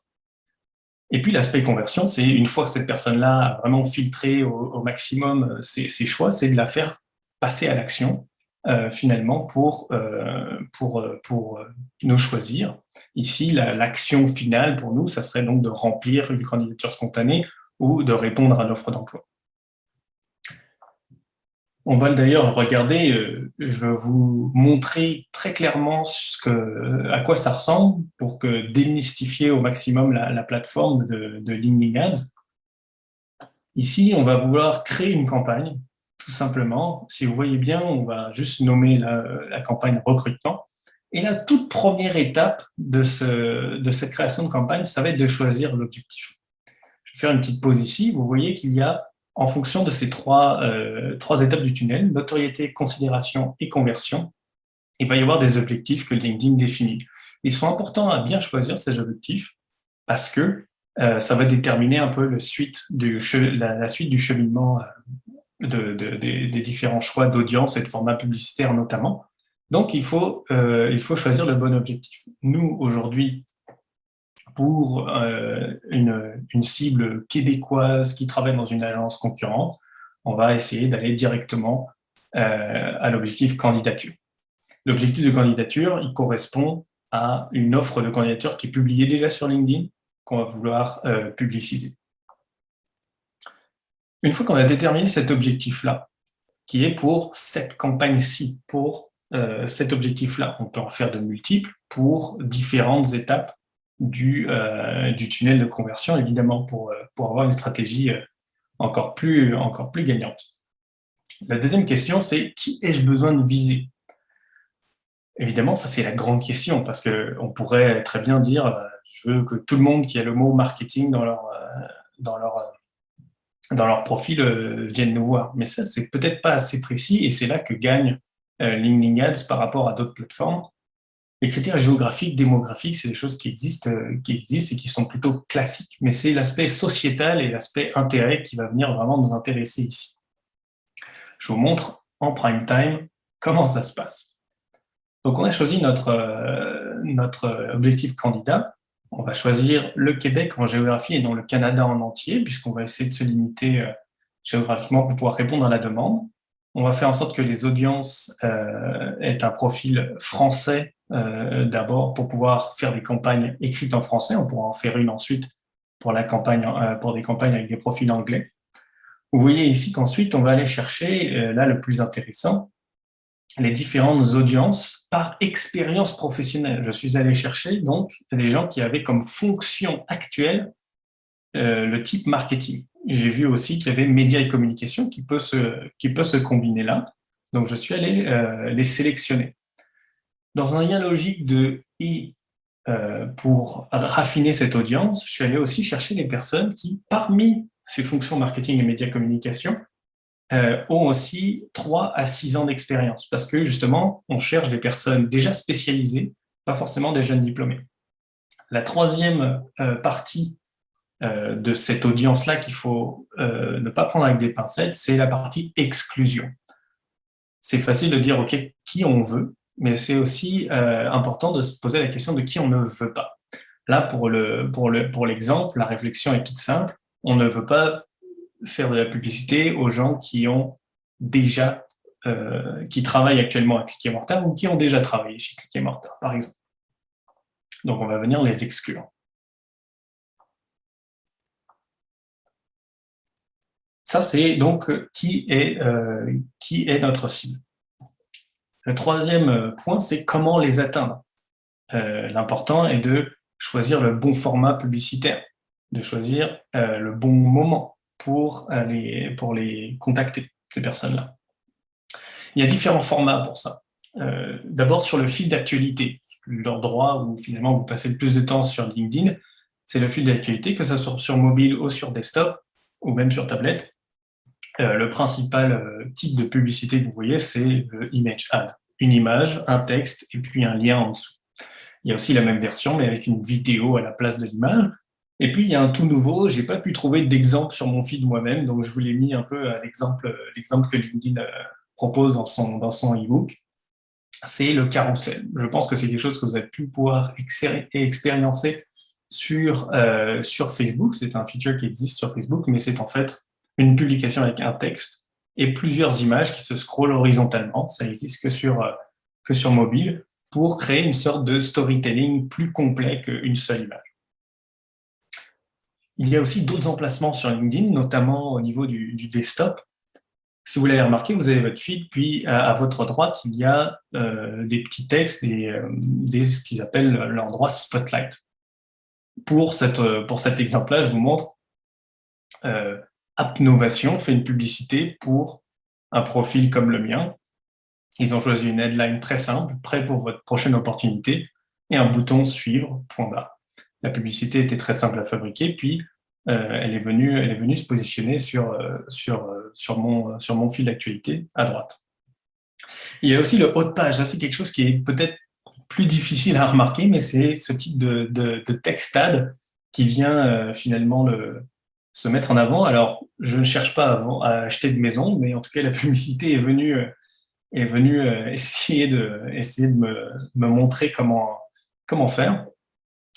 Et puis, il y a l'aspect messagerie. C'est un gros module de LinkedIn Ads de LinkedIn que vous connaissez, qui est la messagerie. Eh bien, sachez qu'on peut créer des messages sponsorisés pour ce type d'endroit aussi.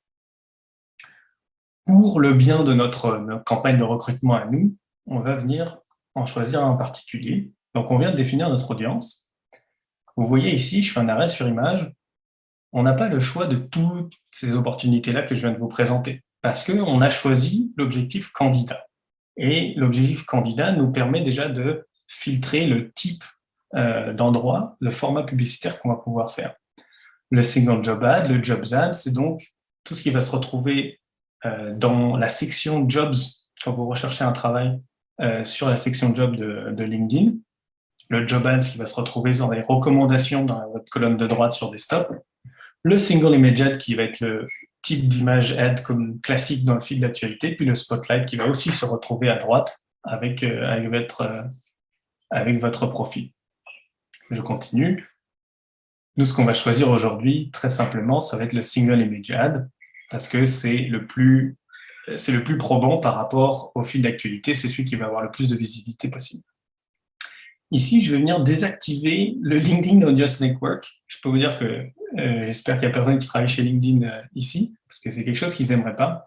Le LinkedIn Audience Network, qu'est-ce que c'est? C'est finalement un partenariat que LinkedIn a pu avoir avec d'autres sites web qui ne sont pas sur la plateforme LinkedIn, mais qui ont des partenariats pour faire du placement publicitaire autre part que sur leur propre site.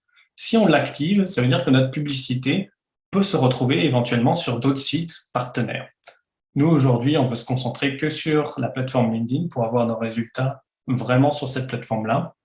Donc, on va venir désactiver et vous voyez qu'il me dit qu'on passe à côté de quelque chose. Évidemment, la partie la moins le fun après avoir préparé toute notre stratégie de contenu, d'objectifs, d'audience, de format publicitaire, c'est évidemment la partie budget. Et donc là, je vous montre un petit peu comment on va pouvoir qualifier un budget certain. Le budget quotidien, lui, et je fais le test pour vous en live, à un minimum de 10 dollars par jour. Vous voyez qu'ici, il me dit que le budget quotidien ne peut pas être en dessous. Ça, c'est à prendre en compte dans votre stratégie. Pour un budget journalier minimum, vous faites le calcul vous-même, pour une durée de 30 jours, donc un mois, ça vous donne un certain montant. Et donc, pour faire un test, il va vous falloir donc une enveloppe d'investissement quand même certain.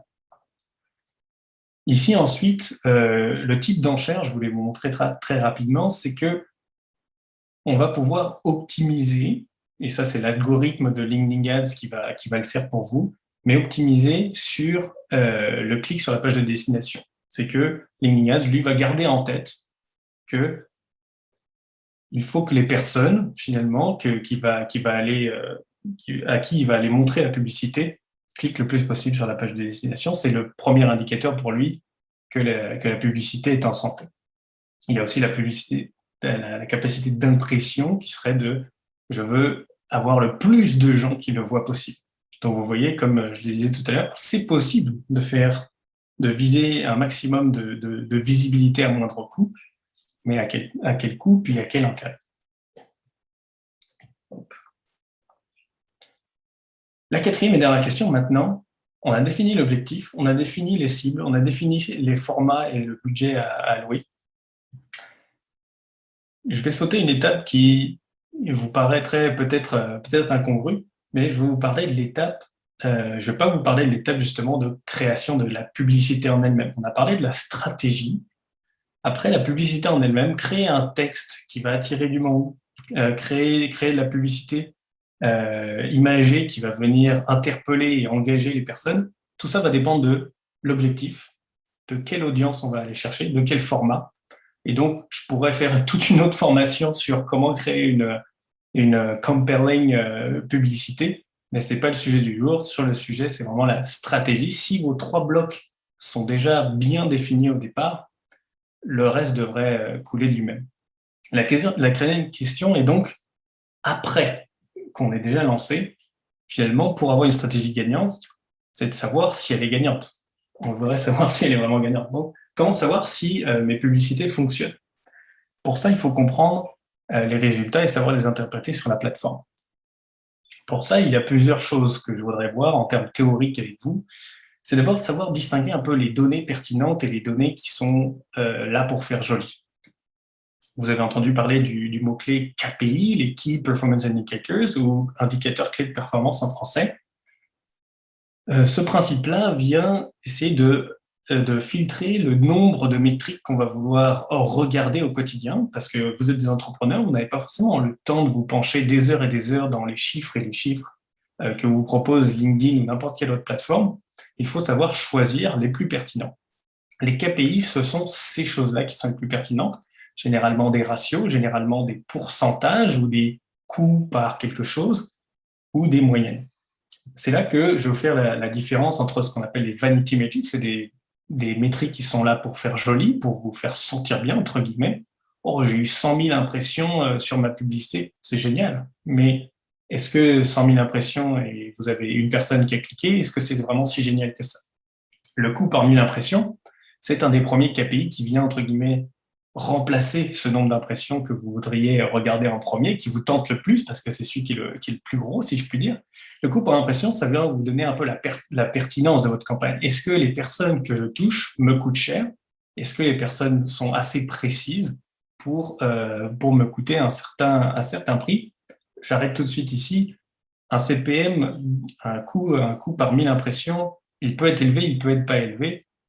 Ça n'indique pas forcément exactement la performance de votre campagne, le but étant d'être le plus près possible de l'objectif lui-même. Si nous avions pour notre campagne de recrutement un coût par 1000 impressions de 75 $, et que finalement on arrivait à recruter des gens à chaque fois qu'il y avait quelqu'un qui cliquait, bah, le CPM n'aurait pas d'intérêt pour nous de finalement le mesurer, ou n'aurait pas vraiment d'impact. Le taux de clic, évidemment, on veut savoir combien de gens ont cliqué, mais finalement, c'est parmi ces gens qui ont vu la publicité, combien ont cliqué qui va le plus nous intéresser, le fameux CTR. le taux de rebond sur le site, combien de personnes qui ont visité mon site ou qui ont visité ma landing page ont fini par effectuer une action, ou combien sont repartis, le taux de rebond définit cela, combien sont repartis sans effectuer aucune action. Ça définit la pertinence des personnes qu'on a ciblées. Et c'est ça qu'on veut avec ces ratios, c'est la pertinence des personnes qu'on cible pour pouvoir l'affiner au fur et à mesure, et non juste des volumes.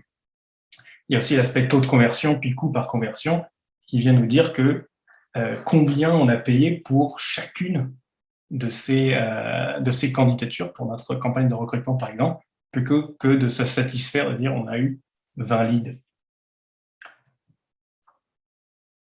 Le principe, effectivement, je vous dis, créer une stratégie gagnante. Une stratégie gagnante ne se définit pas du premier coup, forcément. C'est possible, évidemment. Mais c'est souvent un travail d'essai-erreur, ou d'essai, puis affinage vers un objectif encore plus précis. Le principe de Web Analytics, là, ici, qui est expliqué, c'est toujours de réinventer ou d'améliorer, de se remettre en question tout le temps.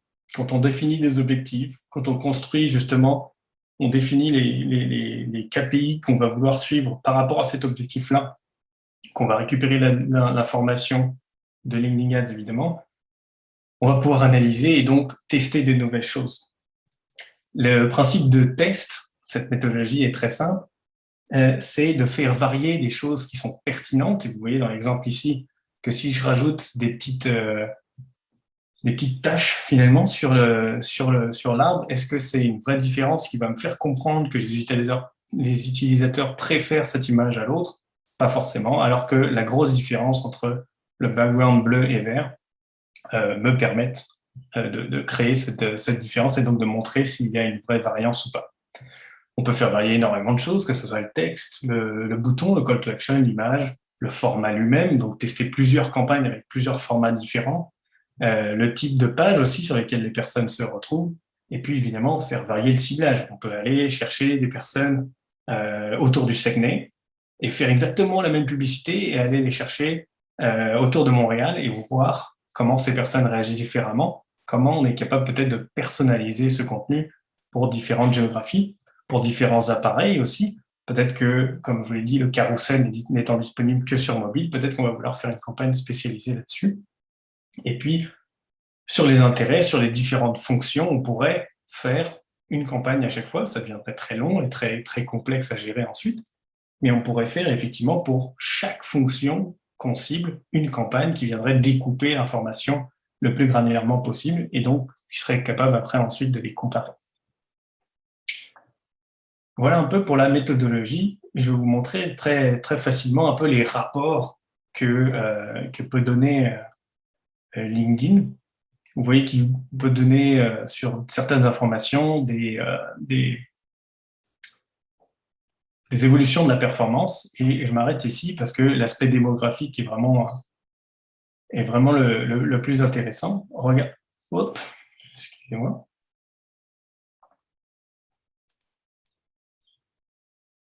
Elle est ici. On va se rendre directement là.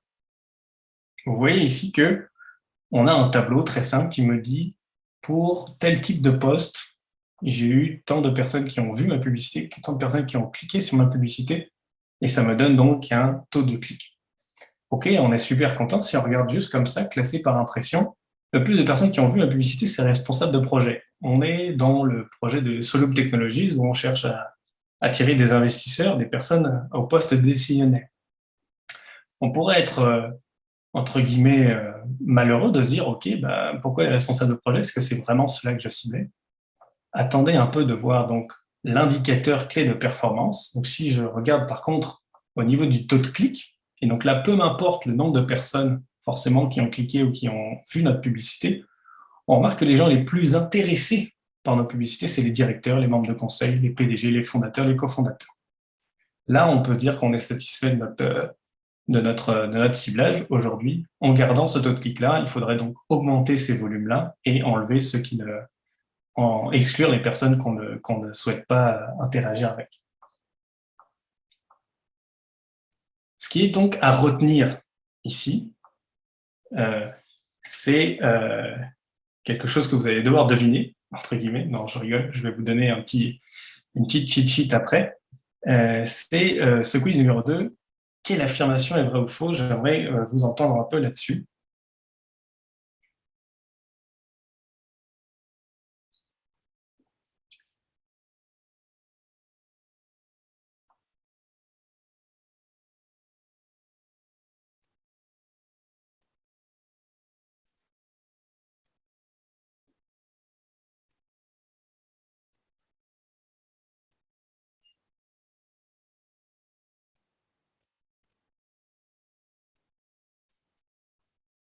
Ok.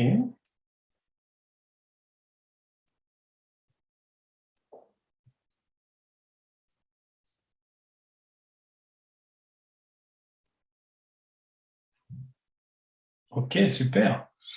Écoutez, je vois que la plupart d'entre vous ont bien écouté, c'est super. C'est une bonne chose à savoir. La première, pour un objectif choisi, je peux sélectionner n'importe quel format de publicité. C'est effectivement faux, dans le sens où LinkedIn, lui, déjà vient vous filtrer, vous faciliter le travail finalement pour différents formats en fonction de votre objectif. Je peux créer une publicité ciblant uniquement les personnes ayant visité la page carrière de mon site web. C'est vrai. Ça, c'était quelque chose, effectivement, qui n'a pas été forcément abordé là-dessus. Sachez que le type de cible peut être des gens en fonction de leur profil sur LinkedIn, mais aussi on peut, c'est-à-dire importer de l'information dans LinkedIn, notamment grâce à un pixel qui viendrait capter de l'information sur votre site web. Et donc, on pourrait dire toutes les personnes qui ont visité la page carrière de mon site, je voudrais leur faire une publicité spécifique à elles et envoyer l'information à LinkedIn. C'est quelque chose qui existe aujourd'hui. La troisième et dernière question, c'est pour obtenir des meilleurs résultats, je change l'objectif de ma campagne en cours. Ça aussi, je vois qu'il y a pas mal de vrais et aussi pas mal de faux.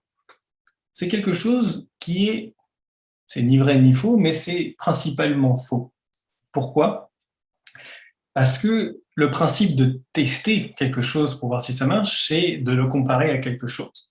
Si aujourd'hui, vous remarquez que votre campagne, qui a un objectif certain, ne fonctionne pas, le fait de changer l'objectif de cette campagne peut avoir un effet positif, mais est-ce que vous saurez que c'est ce changement d'objectif-là qui a changé ou pas? Pas forcément. Donc, l'autre chose qui serait ici, ça serait plutôt de venir créer une nouvelle campagne parallèle avec un différent objectif, de comparer. Le principe d'A/B testing, si vous avez déjà entendu parler, c'est d'aller chercher pour ce même type de personnes une variante significative pour comprendre si la variation fait une différence ou pas par rapport à la version initiale. Donc, merci pour vos 3 réponses. Vous en faites pas, j'avais bien prévu de vous faire un petit récapitulatif ensuite. Lancer une campagne sur LinkedIn Ads, aujourd'hui, je récapitule non pas en 4 grandes questions, mais en 4 grandes étapes pour être sûr que ça serait votre takeaway à garder pour aujourd'hui. La première étape, c'est choisir son objectif. On a vu qu'il y avait 3 étapes de tunnel de conversion, la notoriété, la considération, la conversion.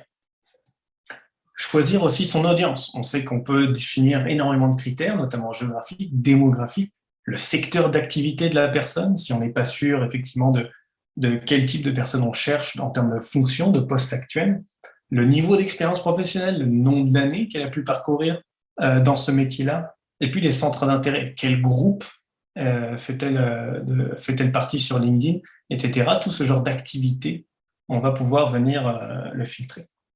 La troisième chose, c'est donc, en fonction de cet objectif et de cette audience-là, choisir le format qui va leur parler le plus. On sait que la vidéo, c'est quelque chose de très engageant, mais c'est quelque chose qui n'est pas forcément facile à fabriquer de votre côté. L'aspect messagerie, on sait que ça a un intérêt assez certain, malgré tout, pour tous les types de publicité. Est-ce que pour votre objectif de notoriété, une messagerie serait intéressante? Pas forcément. Et puis la dernière étape, une fois lancé, c'est d'analyser les performances, analyser les bonnes métriques. Je vous en mets 3 qui sont vraiment les plus importantes et puis les plus standards à travers toutes les campagnes qu'on a pu faire d'expérience. Le taux d'engagement, donc le nombre de personnes qui ont fait une action sur la publication qu'on a pu sponsoriser, le taux de rebond sur le site, le nombre de personnes qui on a réussi à amener sur le site et qui n'ont pas effectué d'action, et ensuite le taux de conversion, quelle que soit la conversion selon l'objectif choisi, le nombre de personnes qu'on a touchées, qui ont fini par convertir, nous donne un peu l'indicateur de pertinence. Voilà pour moi aujourd'hui. C'était vraiment un plaisir de vous montrer tout ça. J'espère que vous en avez plein la tête et que vous avez potentiellement des questions.